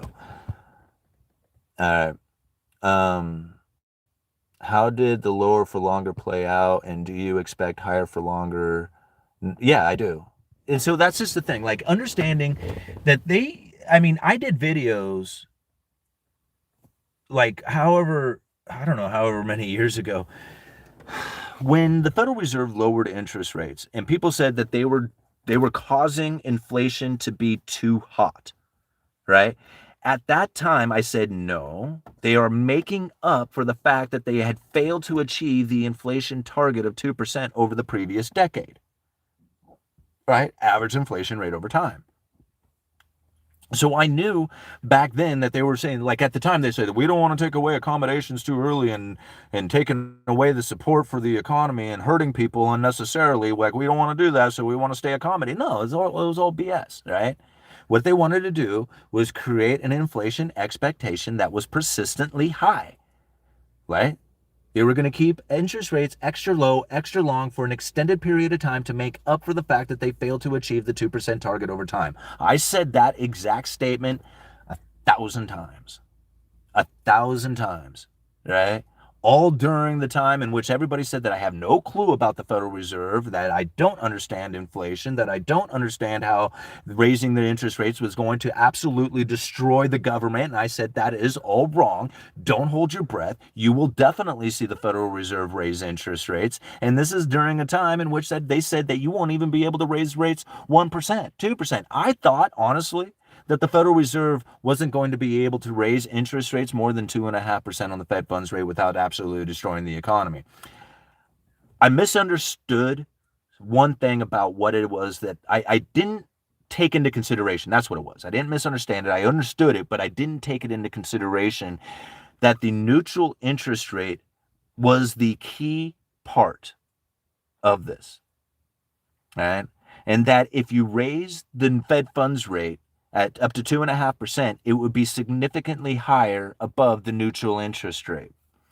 At the time, with all the stimulus, the inflation expectation, and everything that was occurring within the economy, when the Federal Reserve raised it up to 5.5%, well, 5.25 to 5.5 on the Fed funds rate, that was significantly higher than the neutral interest rate, which I thought would have been totally impacted the economy in a major way. But if you have all this stimulus that is backed up with savings in the economy, it's a different outcome.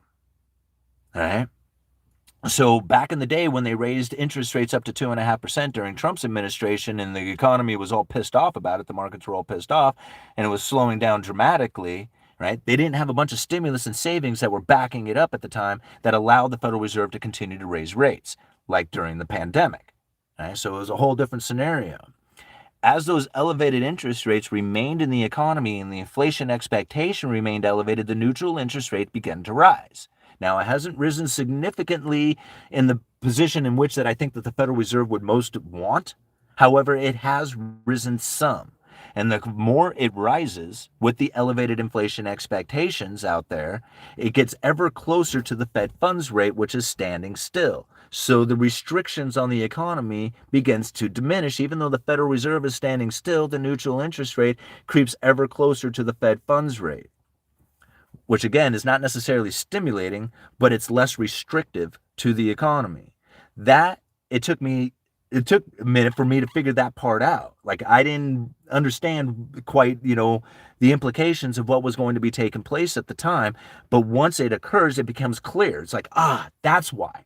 That's why the economy is doing so much better than what people had ever anticipated it, is because nobody understands the neutral interest rate, and it's not something that you can key in on saying this is what it's at today. There is no chart that shows the neutral interest rate. You have R star that comes from the Federal Reserve, which is their best guess at what the neutral interest rate is. But the neutral interest rate can only be seen over time. After it's already occurred. So right now there is belief that the neutral interest rate is beginning to rise, right? At least some, which would make it ever closer to that Fed funds rate, which again makes the economy less restrictive, which in turn resembles some sort of like resilient economy. Okay? But it's not. It's because nobody did anything, but yet, it becomes less restrictive. People think, this must be resilience. It's not. It's elevated inflation expectations that's doing it. You know how many times that I've heard that the government can't afford it?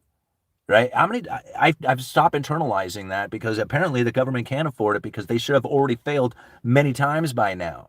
I've already taken that belief in. It's just like, yes, I know they are going to fail. They are definitely on an unsustainable debt path, right?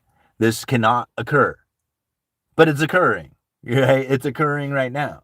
And yes, granted, there will come a moment in which that it won't occur anymore. Now, which one is it? Are you believing the one that it is occurring, like tomorrow? Is it not going to occur, or is it going to occur? The continuation of the debt path and going on. Tomorrow, I believe it's going to occur. Now, we could take on the idea that it's not going to occur, right? And then everybody falls into Armageddon type behavior. I don't believe that. I don't believe that to be the case. I believe tomorrow we wake up and the system continues on, regardless of whether it should or shouldn't, right? It's just, that's the way it's going to be. Now, it will get to a point in which it does collapse, right? And I'm not looking forward to that moment, but I don't see that taking place tomorrow. So you can position yourself for that collapse that isn't going to occur tomorrow, or you can position yourself to best be appropriate to the idea that it will occur tomorrow, that there will be continuation of the system, And that's just the way it is. Like, whether we want it to be or not, it's the unfortunate outcomes, right? Greenspan says there is no debt we can't pay. We simply spend money into existence. Well, I think what it comes down to, I think if I remember, like, probably what we're hearing from Greenspan at the time is that the U.S. government will always pay any bill it has, right? No matter what, it will pay any bill it has because we have a printing press to do it. What we cannot guarantee is the purchasing power of that payment, right? But it is guaranteed to make the payment. There is no doubt in my mind the bond will be paid, zero question in my mind, right? Even the questionable parts of how a defaulting bond would look, I believe the Federal Reserve would step up and buy toxic bonds from the U.S. government, leaving only valid bonds within the market until the Treasury figured it out again. But I believe that the treasuries will always be liquid. If it wasn't, the whole thing comes undone. That's the whole thing. If it isn't, then we do fall into the worst economic collapse you could ever imagine. So therefore, it has to get paid, or else we completely collapse. Those are the only two. All right. So I'm of the belief that it's going to get paid, right? That's it. Like, regardless, it's just like, yeah, sure, we could have complete economic collapse, and, that's a very possible outcome, but I don't believe that to be the case. Bond traders have been crushed while equity markets is killing it. I guess that's all on how you look at it. Are you looking for the rise in equity prices, which is, you have to sell in order to get? Or are you looking for the return on your investment, like, and yielding on your capital? Yeah, you're probably going to do pretty well in equities, but, really a 5% return on a treasury isn't bad either. All right. Markets giving 75% 0.25 cut and 25% media cheerleading. Yeah, P nice, and that's the problem. That is an exact problem because it's not well communicated cut. It's one that was put on a table, right, with data dependency. Very much like, how did Johnson say it? Let's go back and look at what Johnson says about that. Right? In that speech, talking about the communications.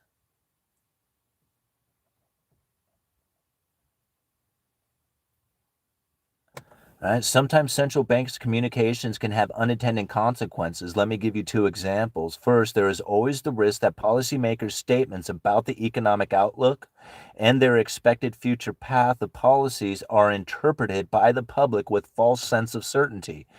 Like 25, like that's a false sense of certainty. If you are 25% or 75% certain, no, 100% certain, that's certainty, right? Everything else is uncertainty. No matter what, like they are uncertain about the market. That's why they have a 25% or 75%, right? Some of the individuals within it might have 100% certainty, but the markets themselves are not certain, right? They have a false sense of certainty. For example, a data-dependent forward guidance announcement. Data-dependent forward guidance announcement. That's exactly what was delivered at the last meeting. Unemployment was to continue if the data-dependent rates are on the table. Data-dependent announcement can be mistaken for a commitment on fixed path and interest rates. Right? It's explained right here months ago. Warning of that exact thing that happened just, the other day at the meeting, right? A week and a half ago, whatever it was. Right? He warned, he explained it. This is very careful communications, right? Data dependent forward guidance misinterpreted by the markets. Explained right there. He said it. Be careful, right? This can happen. When that interpretation is proven wrong down the road, it can create more volatility and uncertainty. So let me say that again. Like when the interpretation was proven wrong, it creates more volatility and uncertainty. It creates it. It created volatility and uncertainty. That is why policymakers always make sure to stress data dependency. That way they can hold on to the outcome saying, hey, we never said that it was going to happen. We said that we were data dependent. That's why we announced it as a data dependent outcome. Everything that they are saying, very deliberate in what it is that they are communicating. If they are talking about an interest rate cut, we are data dependent on it. That way, when the time comes and they say, hey, you were going to cut rates, you said you were going to cut rates. The whole media, 75% of the markets believe that you were going to cut rates. We were data dependent. They said, we told you, right here, like if everything is going to line up properly, we'll put it on the table. Data dependent, right? But it was creating uncertainty around it. Had there been no announcements, that is why policymakers always make sure to stress data dependence in the future past. Second, it is possible that the public misinterprets the views of individual policymakers as a committee's view, right? So they hear these individuals and then they believe that the committee is saying this, but it's not. It's the individual members of the FOMC who are going out doing interviews and talking and, sharing their thoughts and views. And then people hear that and they say, hey, this is the view of the entire FOMC. That is not the case. They misinterpret that view, right? Believing that is a committee's view. And it's not. It's just one of the voting members. The potential for misinterpretation is especially acute when many policymakers speak at the same time. How many times do they do that? They come out there and just bombard the media with massive attention to the interest rate cuts or rates or whatever. I shouldn't say cuts because it depends on which direction they're going at the time. But they come out with these massive opinions about the interest rate adjustments, and people hear that. Right? And then they start to believe and internalize that information as the actual facts of it. So the potential for misinterpretation is especially acute when many policymakers get out there, like they do at times, instead of just like one or two of them talking, and they disagree with each other. Like they do it intentionally. right? Go out there. You're a hawk, you're a dove, you're a hawk, you're a dove. Okay, get out there and blast it out and just give them hell, right? The diversity of viewpoints among policymakers lends itself to stimulating debates. How many times have you heard it out there on the mainstream media? I mean, they're constantly talking about Bostic said this and Powell said that and this person said this, stimulating debates and ultimately better policy, right? Them going out there saying, hey, you're a hawk, you're a dove, you're a hawk, you're a dove, go out there, give them hell, leads to better policy because it creates the uncertainty. They're admitting this. This is how they do it. Like, that's what the whole point of this video is to describe exactly how this is going down. They are doing it on purpose. They are admitting it right here that they put information out that creates the uncertainty. By having that uncertainty, and it elevates and stimulates, or it lends itself to a stimulating debate and ultimately better policy. But in such situations, more communication could increase rather than reduce uncertainty about the policy. Right? It's all about how they communicate it. They can get more power. Think about it. They create an uncertain narrative. Like, people are very uncertain about the outcome. Then they begin to debate about whether or not that's going to occur. And the pressure from that debate builds. Then they hit you with more confirming information that then takes that information and makes it super powerful because of all the tension that they have built up around it. They don't have to do anything. They just have to talk about it. That's it. All they have to do is just talk about it. Talk about it in a way that then has the people believing and pushed into a position before they even do anything. That's what's going on. All right, moving on. What time is it? Hour 46. Okay, we're probably just going to go for another 15 minutes and call it good. I don't want to keep everybody out here. These 2-hour videos, I mean, like I said, so many people have come to me and say, dude, I don't have time to sit through a 2-hour video. But then when I chop the video up, it's like so much stuff is taken out of context. And so there's no way. Like, you have to go through the work. You have to go through the work of breaking this information down. Sometimes you're going to have to spend 2 hours listening and internalizing this information in order to be able to then go and recognize it taking place within the economy. When you're reading the news articles, when you're seeing it, you'll like say, man, this is a total credible threat. This is the bullwhip effect taking place. This is Cantillon. This is Gresham's law. Like, you'll be able to recognize what it is that's happening out there in a much more profound way for your outcome, because nobody knows what it is you need. Right? Nobody knows what it is that you need in your life, the position that you have taken, the debts that you have, the assets that you have acquired. Nobody knows what it is that you need in your life. And to believe that there is somebody out there who is saying, hey, I got the way to fix this, right? Fix it for who? The only person that you could ever possibly fix it for is yourself. So don't tell me that you're fixing it for me. That's not possible. You don't know who the hell I am. How can you possibly fix it for me? Right? I'm the only one who can fix it for me. I'm the one who has to recognize what's going on. I'm the one who has to recognize the position that I am in and what it is that I need to do. Right? Because most people are looking for an answer out there. Right? They're looking for an answer on what it is they need to do. And really, your answer is already inside of you. You know what it is.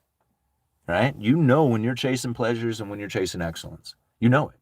Right? You know that moment that you are engaged in whatever it is that you are doing, whether or not it's a moment of chasing pleasures or if it's chasing excellence. And if you are chasing excellence, I'm sure your outcome is going to be fine. But if you are chasing pleasures, you are going to find devastation and heartache and pain and suffering on account of that. And most people who are looking for something outside of what it is that they can do for themselves, they have elevated expectations of an outcome that will never appear. Right? Once this person's in office, I will be awesome. I will have an awesome life. They will fix everything for me, right? All this external pressure. You're putting all this external pressure on. You're trying to manipulate the universe with external pressure. Fix this for me, right? Make my world better. Internalize that stuff and say, I make my world better. Once I make my world better, the outside world will be better because my world is better. And I don't need somebody else to change their actions for me to have a better world, because I'm not putting my expectations on somebody else to change the way they're being so that I can be happy. right? That's not the way this works. So understanding this information, internalizing it, and then knowing that there is nothing out there that is going to be any different from what it is that is occurring today, except for the way that I interpret it and the way I am behaving within that. That's the difference, all right? Because we can wish and hope and dream and pray that there's going to be somebody out there that's going to make the impact of the world this be this kumbaya, awesome, like everybody's happy place. No, it doesn't work like that. It never has. There's nobody out there who can do that. And if they are promising that, I would call them either delusional or a liar, right? They can't do it because they don't know who I am. I mean, if they knew who I was, if they knew the things that I had going on in my life, then maybe I could understand where it is that they're coming from with their statements. But if they don't know who I am, then they can't possibly tell me that they can create a situation that's going to be better for me. They don't know, right? So they're like, that's whatever, man. I mean, I ain't falling into it. So, alrighty, guys. I don't mean to just babble on like that. So 20% interest rate wouldn't bother. Oh, that's Luther. I'm not reading that. All right. Just get a car payment, house payment, corporate job, and vote. Okay. I'm not sure if Kamala administration is going to let the market crash nominally. They already talking 25K for first-time home buyers. Okay. I mean, I understand that if you are taking 25K and giving it to home buyers, what you are doing is increasing the demand. Right? Now, if you increase the demand, what you are going to do is have limited supply. And when you have increased demand and limited supply, you have prices that move up dramatically. So 25K to first-time home buyers is nothing more than a huge benefit to the property owners, which will separate them from the poor. All right. So that to me is a very rich, elitist concentration of wealth move right there. Right. That's what that is. Like, I don't see that as a benefit to poor people. I find that to be a separation of the poor people from the rich elitist out there. That's what that sort of behavior does. And what's crazy about it is that the poor people will vote for that in. They'll say, like, yeah, give me some of that 25K, and then not realize that everybody who failed to get the 25K will have to struggle that much harder in order to acquire what it is that the people who did get the 25K can do. Those people with the 25K will separate themselves from the poor, right? And then that program or whatever it is will come to an end. These people will have acquired their properties. They will be separated from the poor, and all the poor people will have to work to pay the taxes for that. Right? Because rich people don't pay taxes regardless of what anybody thinks. Right? It's all ends up being a payment down onto the poor people. So, I mean, I recognize for what it is. I'm not going to get into the politics of it. It's just the way it is, right? And so, again, whether you think it's a good or bad thing, it doesn't matter to me. Like, that's, a good or bad. I mean, not that your opinion doesn't matter. Your opinion is valid, right? Everybody has their opinion. But it doesn't, like, to me, when I see that kind of action take place, it was just like, well, that sucks for everybody who doesn't get it. It's awesome for all the property owners. And so I'm not asking for it, and I'm a property owner. So yeah, okay. Or not really a property owner, but in the position in which that I am leading to property ownership. All right. And so I just look at those kind of things and I'm thinking, this is not going to be a benefit. This is not going to lower the inequality. It's not going to reduce the debt, and it's not going to do anything about the global conflicts. Right? So, I mean, here I have important things that I believe in my life, right? One of them is debt.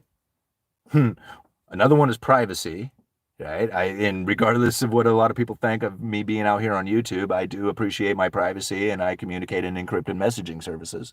That's how I message, is using encryption with my wife and stuff. So I believe in that. But debt, separation between the rich and the poor, right? And war. These are huge issues for me. And now, I don't care who you put into president, you're going to find more war, more debt, and more separation between the rich and the poor. So go ahead, vote for anybody you want. You're still going to end up with those three outcomes, right? And I don't see any difference from anybody out there in any of their communications that's going to do anything about that. Okay? You're going to have more war, more separation between the rich and the poor, and more debt. Guaranteed. Like, guaranteed. And then you can have debate about how that should feel and how that should be internalized or force fed into you, right? It's like going to Taco Bell. It's like you go into Taco Bell. This is what I love about Taco Bell, man. People say, oh man, have you had this thing from Taco Bell? It's really good. And I'm like, what difference does it make what you get at Taco Bell? Right? There is no difference. There's 5 ingredients. They're just wrapped up differently. That's it. How do you want it? Do you want it soft or crunchy? Right? You want beef or chicken, with or without sour cream, spicy or mild. Like, that's it. Now, just configure it differently. That's all there is at Taco Bell. It's the exact same thing, reassembled into different things and then presented to you as something new and good, right? You know, new and tasty and awesome. But it's the same thing, right? So it doesn't matter what you're ordering. You're going to get the same 5 ingredients. It's just going to be shaped differently that meets your appeal, right? So what do you want? You know, you want a soft taco or soft burrito or crunchy taco? What is it? Like, you know, what do you want, right?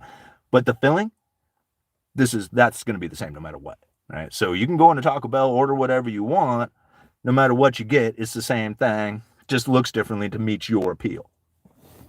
And that's politics, Taco Bell politics.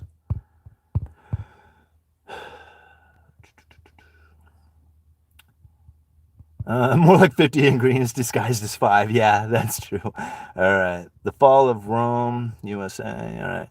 It is disturbing how government is like a cancer that keeps spreading. Yeah, I mean, it is, I guess. I mean, I don't know if it's like the government's problem or if it's the people themselves, if it's their problem. All right, because really the government is the results of the people's behavior. Like, you know, a lot of people want to blame government for all kinds of stuff, but we allowed it to take place. Right? I mean, we didn't have to go for it. We didn't have to use the Federal Reserve notes. We chose to. And people were like, man, this thing sucks. Yeah, well, you can't blame the Federal Reserve or the government for offering it up and then the people taking it. Right? And they say, well, it was forced upon them. It wasn't. They could have stuck with gold and silver, but they wanted to do transactions. And the only way you're actually going to do business is to have the Federal Reserve note to accommodate all the transactions that people wanted to do. So they looked at it and they weighed the options. They were like, what would you rather do? Suffer in the consequences of not being able to actually do transactions because you're limited by the amount of gold and silver that is in the economy? Or do you want to do business? And people said, we want to do business. And the Fed says, okay, here you go, paper currency, go do your transactions. And everybody says, hey, man, you shouldn't have done that. And they're like, well, what did you want? Do you want to do business or did you want to, like, you know, suffer in consequence of separation between the rich and the poor and no economic activity and depression? Which one did you want? Right? And people were like, well, we certainly don't want depression and we hate you. Yep. That's right. You know, so that's how this ended up going down. Right?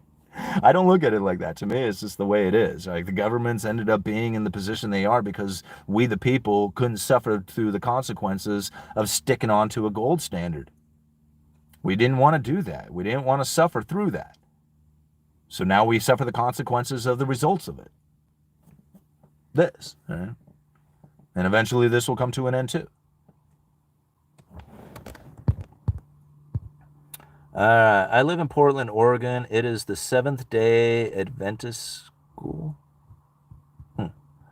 USA has the best system in the world. People hating on the US has never lived abroad. Yeah, I can agree with that. You're a true Renaissance man. I pay $880 a month for a kid in kindergarten. Ew, God. Ignorant people like you allowed it. Huh. Not reading Luther. Okay, great. Sending a child to public education is abuse. Well, I don't necessarily agree with that.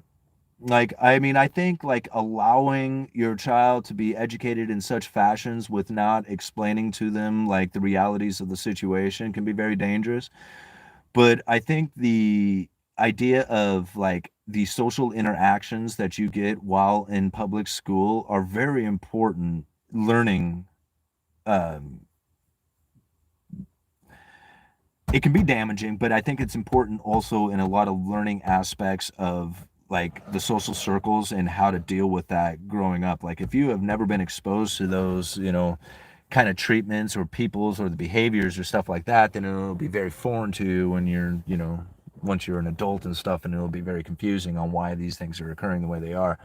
It's amazing on how much you learn, just from the interactions with the other kids, like how much those ideas of building friendships and having friendships and lasting relationships, like if you didn't have those things as a kid, it makes it very difficult to have those things as an adult. So I think it's important to, in a lot of ways, that school does provide that. Not the education side of things. I think most of that is kind of is damaging in a lot of ways, but you know there's some positive parts of it too. Team sports being one of them, and you can find all those things outside of it.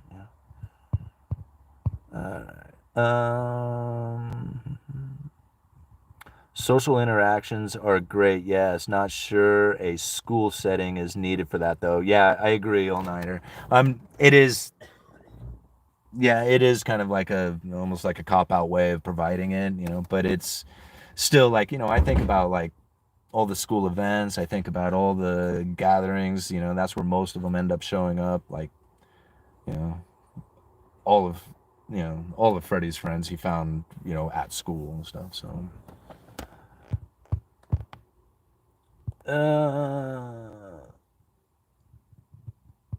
Yeah, my kids are around people who love Jesus. There you go.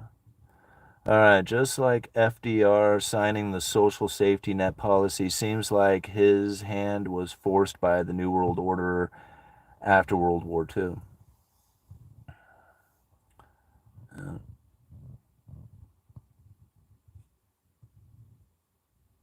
Wow, why did we get on schools? I wasn't alive in the 70s, but seems like it was coordinated effort by those behind the scenes in our government. Oh yeah, for sure. 25K towards rural houses in Midwest worth 150 is absolutely massive. Yeah, it is. That's a very dangerous policy to go down.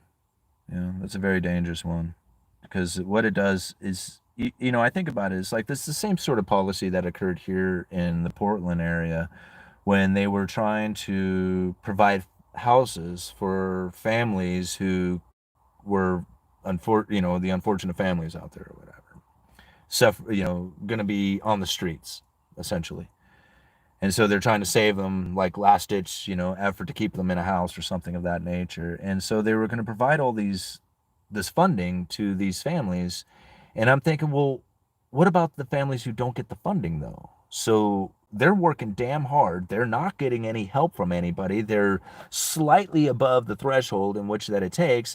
And their hard work and effort and dedication, which is just as important, right? Because they're just as like, they're one step to being in the same condition that these other people are in. All of a sudden, now they didn't meet the criteria, so they don't get access to it, and all the available places that they might have been able to are all of a sudden just wiped away from them. They don't get those. Those get to the people who are below them, who are meeting the criteria. So now what do you have to do? Right? I mean, I was barely making it as it was, and now everything that was available has been given away. So now the only thing that's left is super expensive. I'm out. I got to go. And this is what separates the rich from the poor, right? This is the inequality that grows, right? The people in the middle have to go find some other place to be. And now this isn't government doing it on purpose. This is important to understand. This is not being done on purpose. As much as people want to say it and believe it, that's not the case. Okay, guys, I got 5 more seconds here before I'm going to end it with this, right? Because my phone's about ready to die, actually. Hold on 1 second, guys.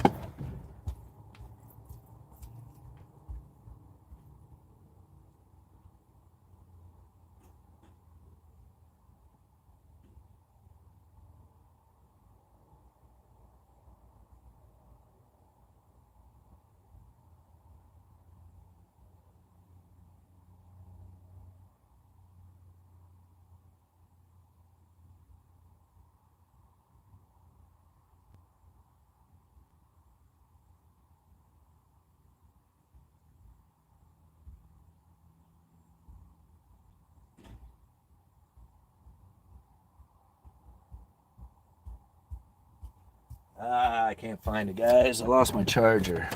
Oh, no, I did bring it out here. Oh, dang it. Hold on here. All right.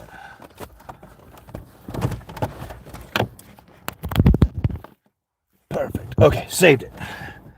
Ooh, with 2%. Man, that was close. Okay, what was I talking about? I forgot where I was at. I had to go get that.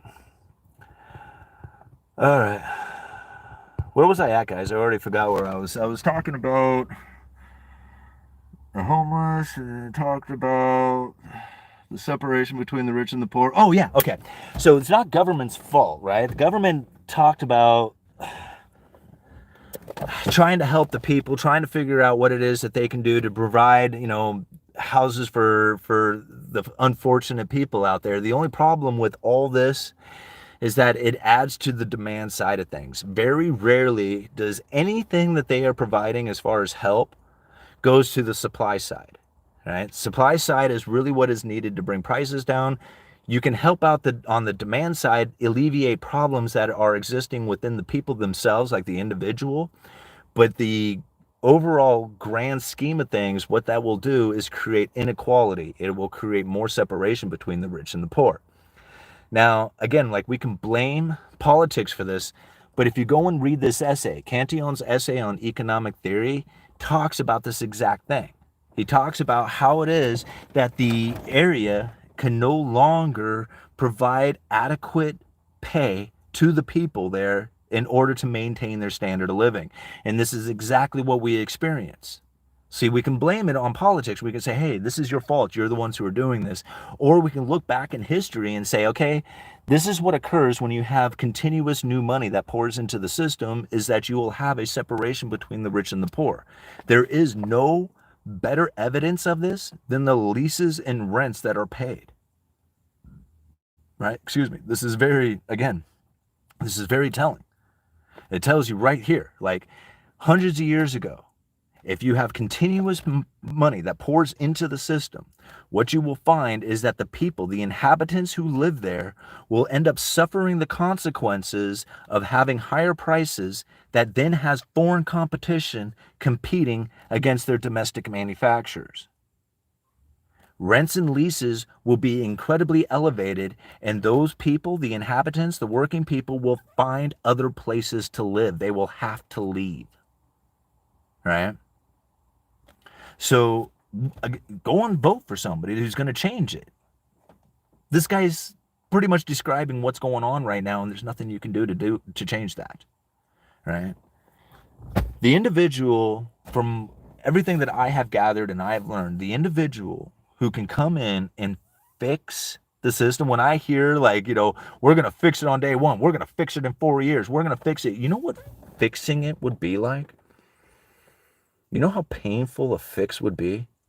I mean, a fix would be having to work twice as hard for half as much, taking all your efforts, paying off debt forever, because that's how long the debt's been taking to build, has been forever, your entire lifetime. So you would probably never experience a time in which that you were working twice as hard for half as much and paying off debt. That's your outcome to fix the problem, all right? That's your entire life. Anybody who's watching this video right now, that's what fixing it would be like, is you suffering with working twice as hard for half as much and paying off the debt.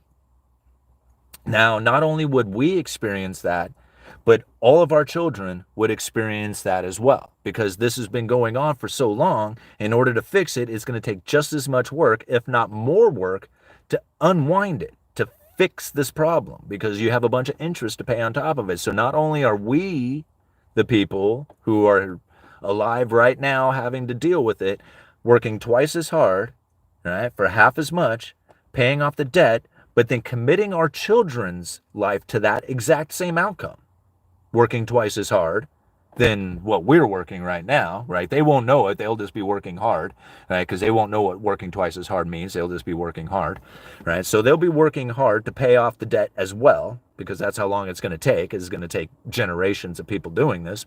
And then maybe, just maybe, when their kids are adults, they might just begin to see the possibilities of having a rising standard of living and a competing manufacturing base and stuff like that. But most likely they're going to have to go through their kids as well and then go into the next generation. So we're committed to having no standard of living to our lives, working twice as hard, paying off our debt, committing our children's lives to that too, right? So all our children, and then our grandchildren will most likely have to face that same outcome, and then maybe after that, their kids, our great grandchildren, might have the possibility of living in an economy in which that their hard work will provide enough for a wife and a house and a car and kids and college and retirement and all that other stuff, right? But it's going to be literally generations away from us having to suffer the consequences of generations who have gone through irrational exuberance and debt. That's how you fix it, right? I don't see that happening. I don't think that's going to be taking place, and I don't know anybody who out there who's going to be campaigning on that sort of level of like, leadership. Like, that's not going to be happening. That's what it would take, because you have to think it would be exactly opposite of what it is that we have experienced over the last 100 years. I mean, are you ready? You ready to do that? I mean, whether it happens by choice or force, I think that it's like, going to be an inevitable outcome for some people. But at this time, I'm guessing that they're going to do their best to keep the debt issuance going and keep the standard of living elevated. And that's going to be resulting in more separation between the rich and the poor. And there's no better evidence of that than rents and leases that are incredibly elevated, and government trying to subsidize and actually create an environment which that grows worse. Like, I don't know whether they're trying to do it or not. I mean, it seems that they're trying to do it, but I think that's just the results of the another sign, another symptom of separation between the rich and the poor. Okay? Is them trying to do something about it, which actually creates a more of an issue. Right? For every action, there's an equal and opposite reaction. All right. Kirk, yes, keep USA weird. Live with your family. There's no plan to pay off the debt, and if we did, there would be no dollars in the system. That's right, Carl. So that's why I don't believe that there's ever going to be a fixing of the system. That's why there's like, all these other, we're going to fix it for you. Get the hell out of here, man. You can't fix it. Stop believing that you can, right? What you have to do is deal with it. That's the fixing of it, is not to believe that there is a fix, but just straight up just dealing with it. I was just going to do 2 hours, but this is too much fun. So what time is it? 10:13. What do I have? Oops. I can't. Okay. There we go. Inflation not affected me because I take care of my parents today. They took care of me yesterday. Kirk, I was talking about that just earlier. I found an article where I forget what the percentage is of people over 50 years old. And I think it was like something like 50%. They didn't have kids. Like, if you are over 50 and you didn't have kids, like, who's going to take care of you when you get older? Like, you expect society to take care of you? I mean, did you condition your life in order to be taken care of by anybody? Like, I mean, what are you going to do? Hope and wish and dream that you do have somebody in your life that is going to help take care of you? It's kind of scary. I would imagine that a lot of people who are in that age going, man, what am I going to do? And that's true. What are you going to do? Having a family is very valuable. It's important. It's not easy, right? People threw it away as if it was inconvenience or depriving or something of that. And now they're going to be like 50, 60, 70 years old going, who's going to take care of me? I mean, how come I don't have anybody in my life taking care of me? It was just like, because you didn't do the work. You didn't invest the time. You didn't do the commitment. Now you're going to suffer the consequences from that. You had a great time. Why don't you? I mean, doesn't your great time take care of you when you're older? Enjoyed all them pleasures. Now what? Right? Maybe raising a family would have been chasing excellence, doing your best for them, raising healthy, being present. Right? These people, they're going to wonder what's going on and wonder how come it is that they live this, horrible existence when they're older with nobody taking care of them. And they're thinking, did you think that maybe back in the day that you should have maybe stayed committed? That maybe you should have figured it out instead of chasing your pleasures and chased excellence instead? I'm just saying, I suffered the consequences of chasing pleasures and found myself very close to the gutter because of it. I don't want to go back there, right? I do not want to even, I have a hard time even having fun at things because I want to make sure that I was deserving of that fun. Like, that's how mentally messed up that it's made me. Right? Is that literally having fun is like a cautious, a cautionary experience. Like, are you sure? Is it okay to have fun? It's like, yes, it's okay. Chill out, bro. Go have fun. Right? Like, literally, that's what it comes down to. Because most people screw up their lives so much chasing pleasures and never once ever thinking, man, they could have had a pleasurable experience if they just chased the excellence instead. All right, moving on. People chase unusual exigence these days, Can Yui make it to the ORAT event? I don't think I've talked to Mike. I didn't know there was one going on. I'd love to go again. That was one of the best. The one rental at a time convention was probably one of the funnest ones, one of the highest positive energy, community driven events. The other ones are fun. Rebel Capitalist is very prestigious and awesome. Silver Symposium had a bunch of great speakers at, but that ORAT one was just it was good. It was really, really good. You are a good family man, and you have taken your efforts to very large community. I appreciate you. Well, thank you, Amos. Huey preaching life. Well, it's not easy to preach life if you've been killing it the entire time. Right? It's, hey, this is what I did. I'm awesome. I'm a real estate star. I'm $1 million investor, whatever, I got it all going on. I'm awesome. Always have been. Ever since I was a little kid, I've been great at things. Right? You hear somebody like that and it's just man, that's pretty cool. I don't know if I can relate. Right? I don't know if I can relate to that. But when you're going, no, this is how I screwed up so bad. I screwed up by drinking a lot. I screwed up by not paying attention to what I was doing. I screwed up, and you list all these things how you screwed up. And then you say, okay, so I stopped drinking. I started showing up on time to things. I started, you start listing all the things that you did differently. And you realize that all the things that you were doing was just moving towards excellence. That's it. And it isn't even that hard. What's the difference? What's easier, sleeping in and being a half an hour late for work, right? Or showing up on time? It's just as easy. It's just as easy to be early as it is to be late, right? But your choice to be early is excellence, and your choice to be late is pleasure. And what is the outcome from it, right? You have to deal with a pissed off boss, maybe even get fired, sent home for the day without pay, whatever happens from it. You show up early, you're having conversations, joking, drinking coffee, getting the day ready, hit the ground running, man. Your day flies by without very little interference or anything happening to you, right? The entire time. And at the end of the day, you actually feel good. You're like, man, that was a hell of a good, productive day. I actually feel accomplished and awesome for it. Wow, right? Feels pleasurable to chase excellence. That's weird, huh? Right? Or you can chase pleasure and feel horrible for it. Interesting.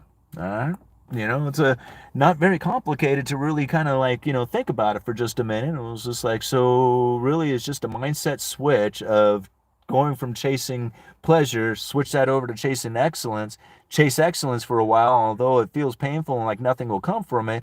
The only thing I really experience from that is pleasure. Okay, that makes it easy. Screw pleasure, just go for excellence, and pleasurable things come from that. Wow, man, the universe works in really mysterious ways, you know? Great advice on how to be a good employee. Right? I mean, hey, being a good employee, having a W-2 is an excellent way of providing for a life, and then you can now go and chase the things that you need and your passions and whatever it is that you got going on. You show up every day on time, you dedicate those 8 hours to them, and hey, it provides you with a life. It doesn't make things good. It just gives you the ability to make it. If you want to make it good, you got to step up your efforts. Having a W-2, hey, that makes it. Make it good, follow your passions, chase the excellence. It's not that hard. It's actually pretty easy, when you think about it. The hard part is to not enjoy it, right? That's the hard part, right? Because if you're just really having fun and you're going down the journey, you're going to enjoy it naturally.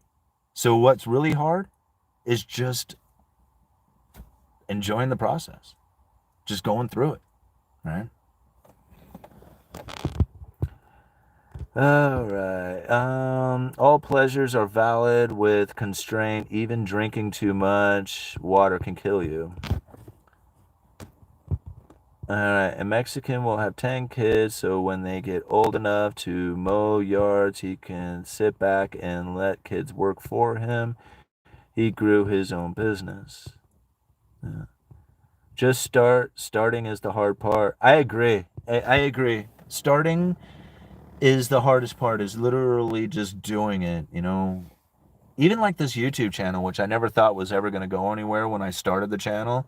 Like when I started, I had no idea like why I was doing it, or even that I was going to continue to do it. Like when I put the first video out there, I'm like, what am I doing here, But I just kept putting videos out, and I'm thinking, well, if nobody's going to watch it, then I'll just kind of consider it my own personal journal.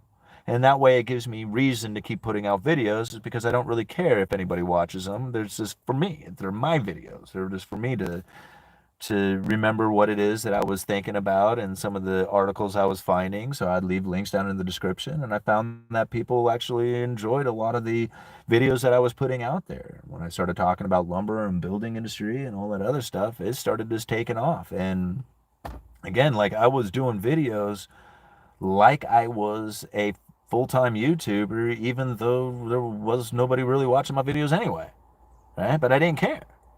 I just took the position of being a YouTuber and created content like a YouTuber would, and tried to post it out, as often as I could. It wasn't necessarily every day, but it was a lot. And eventually the crowd grew, and I was the YouTuber. But I was the YouTuber the day I started. The day I started that channel, because I couldn't be the YouTuber today if I didn't have the day that I started being the YouTuber. So it started that very day, the day that I didn't even know what it was that I was doing.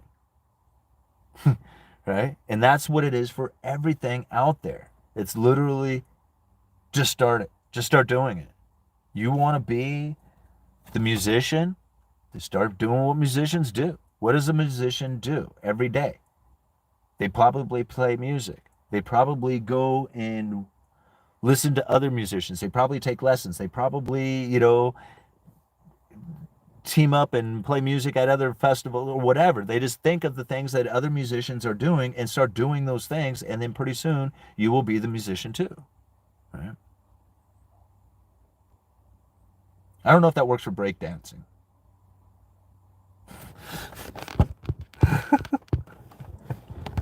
All right. Study business law and you'll be fine. God, as if economics wasn't boring enough. All right. Simon, do you see yourself making enough from membership to consider your full-time job in the foreseeable future?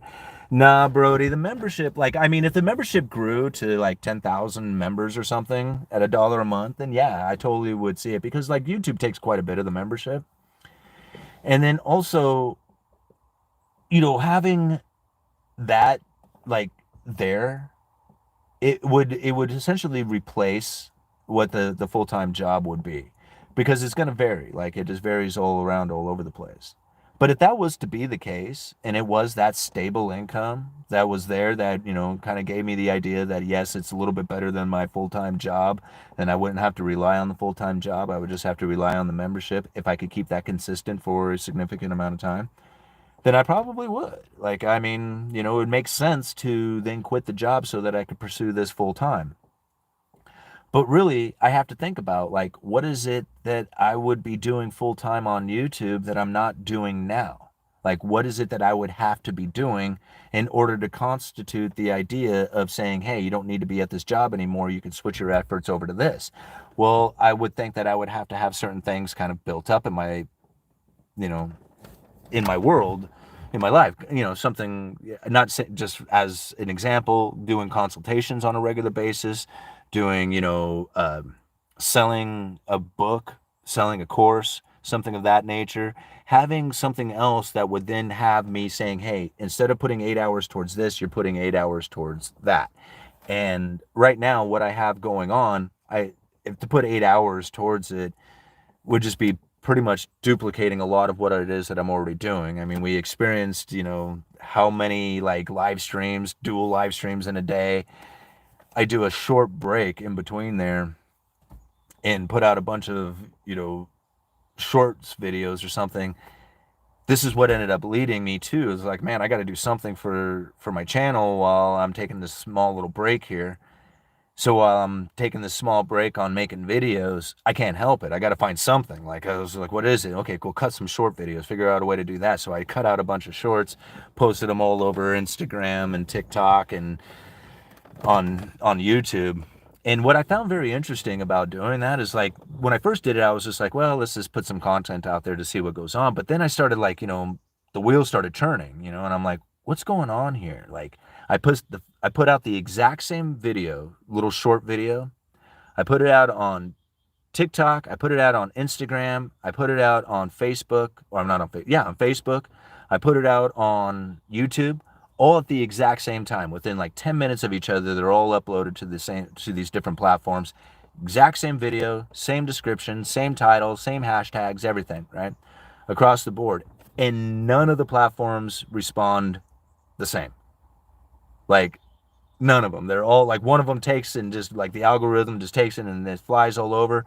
Other ones don't pick it up at all. It hardly ever moves. Nobody really even sees it. And it doesn't make any sense. Like, one of them, everybody's commenting on this particular platform on this video, but that same video on this platform got zero attention to it. Right. So like, I was like, wait, I kind of expected somewhat similar results from these different platforms. Not even. There's like nothing similar about any of it. All right. I'd be fixing things. Let's see.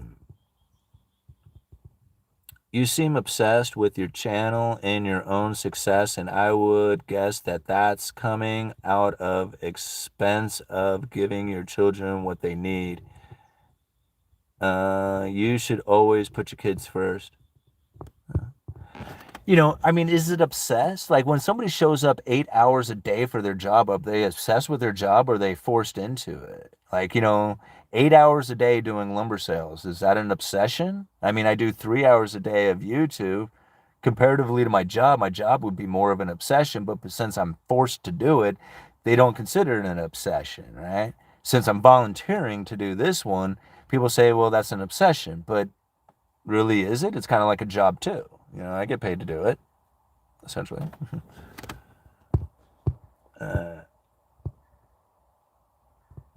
It would be nice if you paid me to be here. I ain't paying. You are getting paid to be here. You're getting paid with all this wonderful information that you're getting, Dixter. Man, how could you not say you're not getting paid? All right. See, Brody gets it. Brody just came up with a comment. You'll be paid by not losing money because of the information you're getting here. That's right. God forbid a man tried to educate the masses for free. He goes home to see his kids every day. Yeah, like, I mean, that's like, truly, like, think about it. It's like, all this information is absolutely free out there on the internet, like everything. All these all these speeches, they're all free. Like, I mean, I'm not like, I can't charge for a speech I didn't write. This isn't my words. These are their words. So all this information is accessible to you.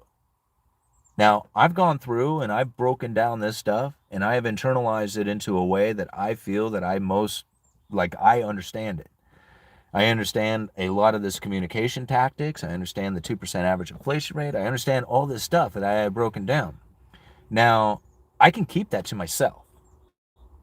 I can keep it to myself and say, hey, I'm just going to use this information for my little investments, my stuff. But I thought, nah, putting this stuff out on YouTube and then not charging very much, like $1 a month. Am I really charging anything, guys? Right? $12 a year, $120 a decade, right? For 10 years, you can be a member of the channel for $120. Does that seem like I'm really charging?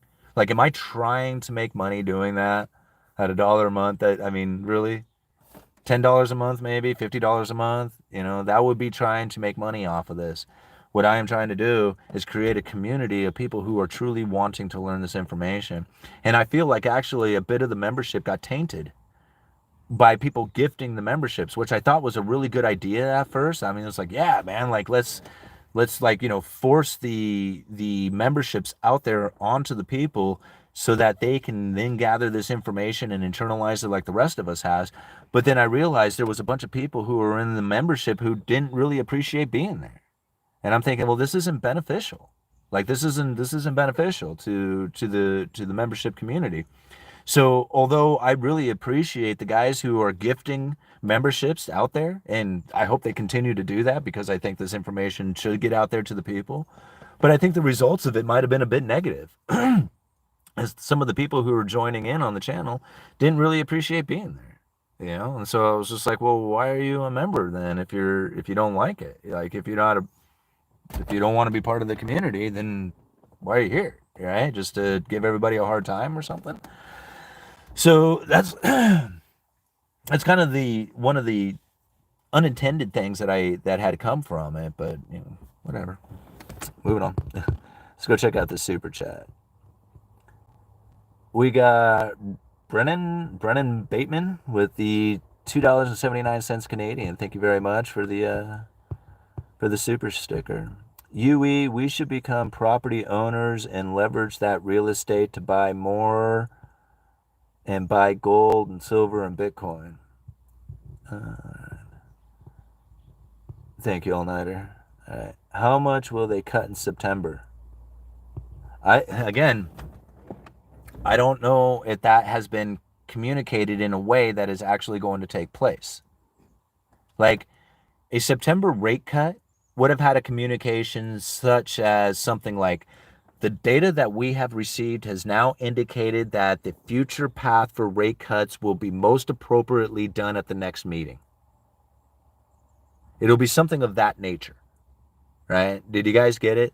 Like the difference is that the data that we are receiving indicates that if this was to continue in the fashion that we are expecting, rate cuts would be on the table. One of them is data dependent. The other one is data driven to the outcome. We are going to cut at the next meeting. Data has indicated we are going to cut. Data has indicated that rate cuts could be on the table. Two different communications happening, right? One of them is a no rate cut communication. The other one is a rate cut communication. We are in a no rate cut communication because a rate cut communication would have something of the understanding that data has indicated that the rate cut is appropriate. Right now, data is indicating that rate cuts could be, right? That is not a clear communication. The Federal Reserve has clear communication when it comes to forward guidance, right? So forward guidance, and it's not clear, is a no rate cut communication. Again, this is my opinion on this, but this is what I've gathered from all the stuff that I have learned from the Federal Reserve, the FOMC, and the forward guidance key policy tool that most people don't even know exist. But from what I have gathered and the understanding that I have about the Federal Reserve and that key policy tool is that the communication will be clear, a clear communication. What we are experiencing is a very cloudy communication. Right? And with a cloudy communication, that indicates that there is no rate cut. Clear communication would mean that there is a rate cut. Cloudy, no rate cut. Clear, rate cut. Make sense? All right. And again, the reason why they do this is because they want the markets conditioned appropriately for that interest rate move. And if they are very cloudy, which we are right now, with the outcome of a rate cut, then people are going to be shocked by it, right? Some people are expecting 25, some people are expecting 50. Nobody knows exactly. Some people are saying that it may not even happen. Most people are very geared towards this is the uncertainty that they are using to elevate the process. And as part of the tools, if they have these people communicating this and these people communicating that, this will create the uncertainty, which elevates the power of the communication. The more certain they make that communication, the more powerful all that uncertainty now concentrates into the move.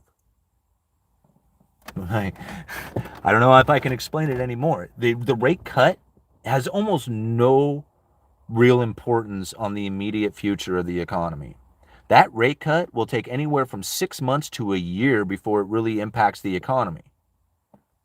The people's mentality, their actions, everything that they do, the whole world will react in a way that has those rate cuts in reality, meaning reality. Their actions themselves are more important than the rate cut itself. And the way that you deal with the reactions is their understandings and their perceptions of what is coming from those rate cuts. Two different things, right? Again, it's best to set the rate cuts off to the side and just kind of think about those as more as an observation piece as opposed to the key policy tool. Because the key policy tool is the discussion about it, right? That's why I'm able to see so much stuff differently than a lot of other people, is because they're stuck in the classical form of understanding the Federal Reserve and that the key policy tool being the rate cuts themselves. It's not. The key policy tool, from what we are learning, everything that I did in this video earlier today, the key policy tool is the forward guidance, the clear communication, which they use in normal times. So it's not just a tool that they use at the effective lower bound when the Fed funds rate hits zero. It's something that they use in normal times as well. So again, it's not about it. Don't worry about the interest rate cut. Don't stress it. Don't even think about it, actually. Like as the important factor. Don't do that, right? Think about the communication about it. Is it certain? Is it clear? Or is it uncertain? And is it cloudy? Rate cut, no rate cut. Clear communications, unclear communications. Right? And it's again, this is how this is the key policy tool that nobody knows. Nobody knows it. Only it seems the uneducated economist and the FOMC and the handful of people who follow the uneducated economist on a regular basis who also read through these speeches. We're the only ones.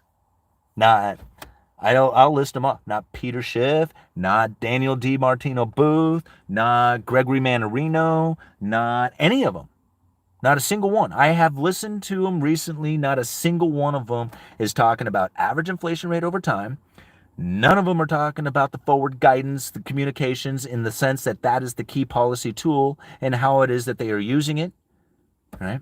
I mean, some of them might look at that forward guidance and then use it in a way that is misinterpreted. All right? Here's an example of that. Right? Go here. Here you go. Here's one. I don't have it in front of me to. Well, actually, hold on. Maybe I can. Can I turn this thing on? All right. Let me turn the mobile hotspot on here for a second. Let me see if I can get my computer to fire up, because I will show you exactly evidence of the forward guidance acting and pushing the markets ahead of the Federal Reserve's actions. All right? The forward guidance itself. Let me see if I can get my computer to fire up here. All right. Let's look at the Fed funds Fred. I don't have internet out here. Let me see.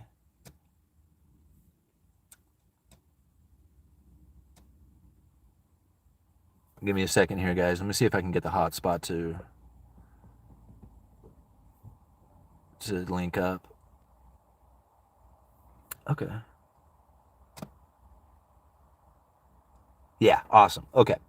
So do this, guys. Take your Google search, type in Fed funds, federal funds rate, or effective fund rate, and then type in FRED.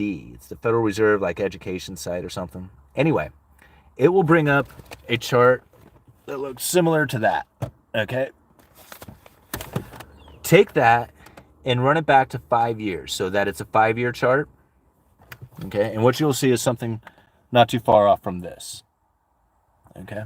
Now, I'm going to put the cursor right here at February of 2022 because that was the last date right there. You can see it, right? February of 22. That was just before the Fed funds rate started to move up. All right. So that's February of 2022. Okay. Now, open up another tab and search 30-year mortgages. And type in Fred after that so that you can bring the chart up for the 30-year mortgage average. And now what this is, and take that one back to a 5-year chart so it matches the Fed funds rate. And then now take that back to right before the interest rates started to move up, right? And now what I'm going to do is kind of hard to see it, but it's right there, right? So you can see they were kind of moving up a little bit over time, but right before they really,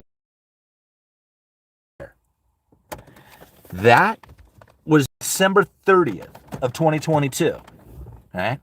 When the mortgage rates, boom, started shooting up. It was by February of 2022, they had moved from 3%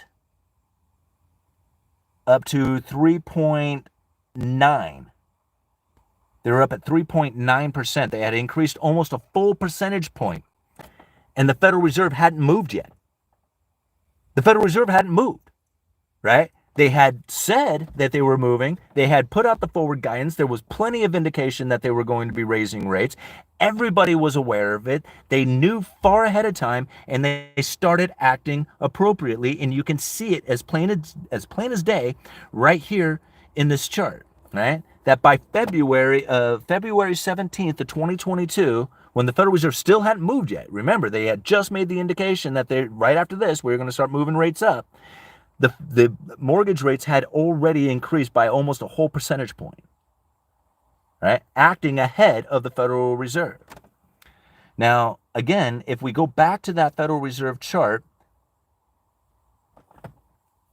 to where they had peaked out in August of 2023, right?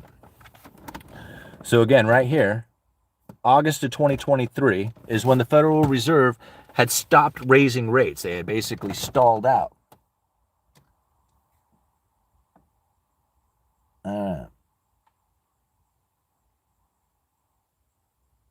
August of 2023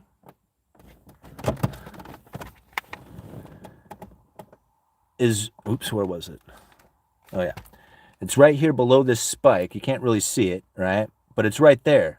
This is when the Fed stopped raising rates, but yet you see the mortgage rates were continued upward, right? Acting independently of the Federal Reserve. Now, this is where I think a lot of people are misunderstanding how the Federal Reserve is impacting the mortgage market.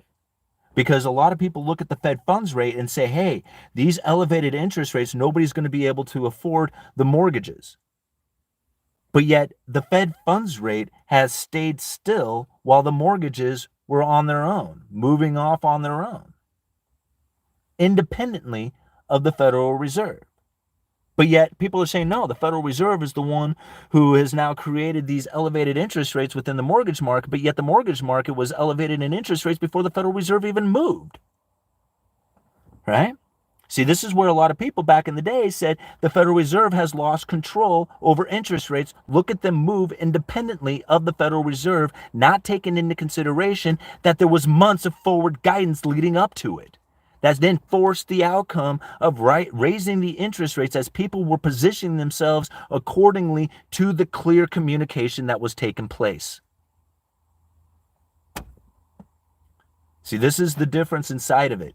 Recognizing it when it happened, when it was taking place and people were like, oh man, the Federal Reserve has lost control. Look at this. All these interest rates are going up on their own. The Federal Reserve has lost control. And I'm thinking, are you not considering the months of forward guidance, clear communication of the interest rate adjustments that have been presented to the mainstream media leading up to this? I mean, it was clear. It was clear communications. And it was obvious that's what was taking place. But because nobody knows about the credible threat theory, they didn't recognize it. And therefore, they had to only assume that the interest rates were acting independently, that the markets were acting independently of the Fed. No, they weren't. All right. But again, if you don't know the credible threat theory, you wouldn't recognize it. You wouldn't see it. You'd be like, man, that's not, like, all of that stuff would be very confusing. You want to see another example of it? Here we go. November 2nd of 2023. You remember what was happening at the end of last year? Right? What happened at the end of last year? Remember the dot plot? Remember that came out, predicted 45 interest rate cuts? I don't even remember. It was like 7 rate cuts or something predicted for 2024. 7 rate cuts predicted. Did you see what that information did to the mortgage market? Look, let me show you right here. It was right. Yeah, can I back it out to? Let me see if I can. All right. Oh, come on. Yeah, it's going to screw with me now, aren't you? There we go. Okay. Right here. That was when the dot plot came out and they said, hey, we're going to have 7 rate cuts. 7 rate cuts coming in the year, right? Look at what happened to mortgage market. Boom. Mortgage rates dropped dramatically based on that information. Yeah. It was by the end of January, it was into January, that the markets figured out that, okay, maybe the possibility of a rate cut isn't going to be on the table. Like, everybody was convinced at the moment there, right? But then it stalled out, right? That was the initial shock of the dot plot. And then what happened, right? People started realizing, wait a minute, maybe there isn't going to be any rate cuts, Maybe the possibility of rate cuts aren't so much on the table. Brought it all the way up over here. Now, since then, rate cuts are on the table again. Right? Think about how they communicate it. When this dropped, it was resilient economy. Inflation running rampant, right? Interest rates stay elevated. Since then, the communication has been very different and the rates come down. All this is occurring during a time in which the Federal Reserve has done nothing. Done nothing. Right? They've been sitting on their hands the entire time with no rate adjustments whatsoever, but yet you can see the massive volatility that has taken place within the mortgage market, and that's their perception of what is happening in the future. The only changes that really have happened is the balance sheet adjustments, right? And that happened just recently, not during those times when I'm showing you here. That only happened here over, in June, that the Federal Reserve adjusted the balance sheet of mortgage-backed securities that they are holding. So up until this point, it's just market perception that was doing all this. Right? And again, most people don't recognize that, because if you don't understand or think about the credible threat theory, then you would never be able to observe it, right? It wouldn't be observable to you, because you would be giving it political reasons or, all kinds of stuff outside of like the real reason, which is, they're the perception that they are throwing out there for people to think about. All right. If you have a long-term portfolio in stock market, it's all smoke and mirrors. At some point, a rate cut will come. 100% will be wearing underwear. Okay. They are determined by the same economic conditions. Correlation based on a 10-year treasury. Only if has wheels and says banks on the side.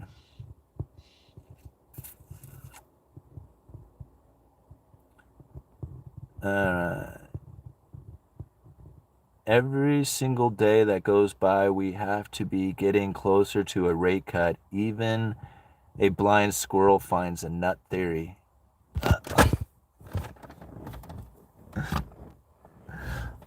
Okay. I mean, I don't know. Like, okay, I don't even know how to quite respond to that. Because, like, if you think, like, really that this was an accidental theory that I came across instead of well developed and built over the last few years, pouring through hundreds of speeches, giving you not only the clear and present danger of failing to understand this information, like, I don't know how to help. Man, this isn't a blind squirrel finding a nut, man. This is like the legitimate real deal here that 99% of the people are misunderstanding, including some of the famous economists out there that I have high level respect for. They are missing it, and I am willing to call them out. Like, literally, these guys do not say this or communicate this in the proper fashion. And even if you were to ask them about it, they will dismiss it because it's not part of their theory or their understanding of it. That's fine. All right? That's fine by me. I have been putting this stuff together for a very long time. The stuff that I am communicating, I have backing for it through the links and descriptions of everything that I have ever put together. Like, I don't make things up. I'm the uneducated economist. If somebody questions my intelligence on something, I could be like, well, I didn't say it. It was this guy over here in this speech that said it. I can recall it. I can recall it very quickly. And so it does seem like I have this knowledge or I'm the one who's coming up with these theories. It's not. I'm just recalling things that have been said from the Federal Reserve itself through these speeches that I have read. Right? It's not like my supposed theory. Right? This is the way that they conduct themselves.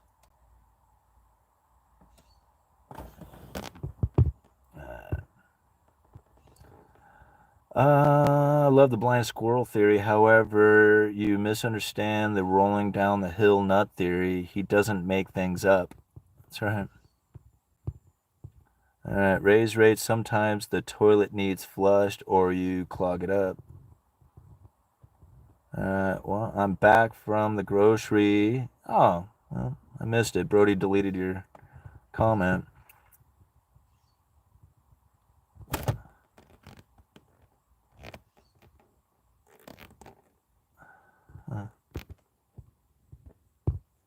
All right, deja vu. You said Robum, deja. Brody, Holden, how many U.S. Treasuries does my bank own? I want to know. Start that whip and do some donuts. Thank you for the free membership this month. Yeah. Oh, my bad, Simon. Well, I don't know. Whatever it was. I mean, here's the thing, Brody. I mean, it's like, it's all about, like, the freedom of speech is cool here. It's the spam. Like, people who are spamming, like, just trying to throw scamming things out there, go and date this chick kind of thing. Those things I don't want to see on here. And I can't have, like, hateful comments that are, like, racist based or, anything that's, like, hateful kind of speech kind of things. Those things are very, like, difficult for the algorithm to work around and then be able to spread the videos. But just disagreements or even, like, like, insultive comments that, like, are just being, like, just jerks or something like that, you got to let those things slide. It's just like water off a duck's back. It's just part of the game. But, I don't want to limit anybody's freedom of speech and to say whatever their opinion is on things. But as far as, like, I can't have hateful things, and I don't want the spam, like, just straight up scammers out there. Those are the two basic comments that I don't want to see. All right. Everything else, yeah, it's just gonna have to fly. What are you on lunch break? I'm not. I actually took the day off today. They stimulate the algorithm anyway.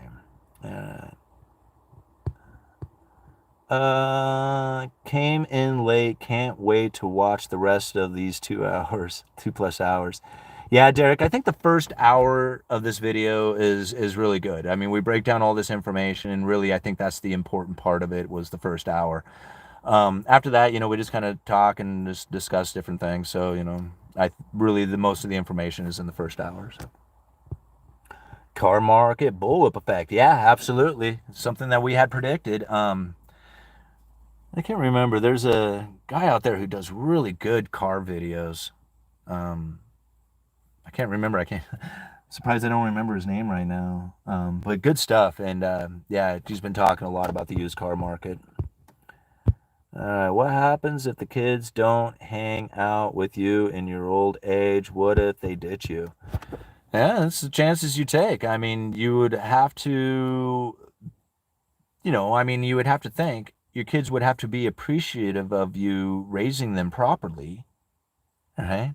So, I mean, just because you had kids doesn't guarantee you're going to have like somebody taking care of you when you're older. You got to take care of your kids, right? They have to be appreciative of their childhood. So you got to raise them good, raise them with, with an intent to actually have kids, which is very difficult for most people as they are surprised by their kids and therefore have to deal with their kids throughout life as opposed to enjoying the process of having a family and being a family and stuff. So yeah, just because you have kids doesn't guarantee that you're going to have somebody take care of you. You got to take care of the kids and treat them right and, have them have the best childhood they could. And even still, it may not happen. At some point, they will lower rates, if not September, November, if not November, December, if not December, January. They are coming. Okay, well, what are you going to position yourself for? Which one of those? Like, I mean, if you're just going to say, oh, it's going to happen at some point, we don't have to really take in any other information except for the idea that they are going to do it at some point, then how do you position? Are you ready? Like, are you already positioned? Because it could be next month or the month after or the month after that. Is your position that you are taking right now adequate for that sort of timeline? I don't think most people are. Like, most people are really wanting to know what to do immediately and not wait and see for 3 months, 5 months, 6 months, a year down the road to see what ends up happening from that. Most people want to be very aware of the position that they are taking at the time in the belief that there is going to be an outcome from these next movements. And that's why I'm saying and keep saying that the communication coming from the Federal Reserve is very unclear. It's very cloudy. A cloudy, unclear communication is not clear forward guidance communication that is the key policy tool coming from the Federal Reserve. In my feelings, that leaves us with a no rate cut communication taking place right now. Here, in another month, we may find that to be very different. But at this point, that's what I'm seeing. All right.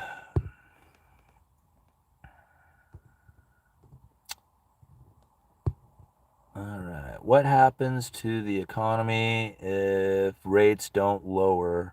Will stock market keep going up?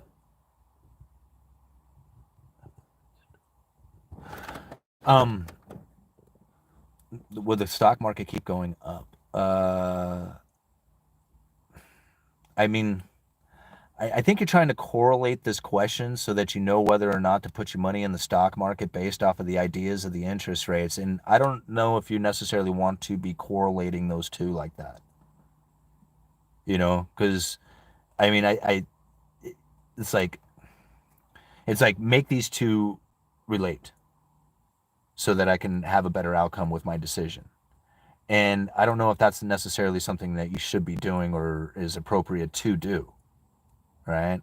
I mean, again, like, I think that question right there is very, very low, very, it's not necessarily something that is going to be a very accurate outcome to the correlation of it.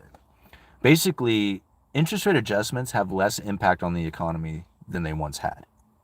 So if you want to correlate these two, I think it would be better to correlate the possibility of a rate cut to the stock market, because that's really where the monetary policy is. It's the key monetary policy is the communication.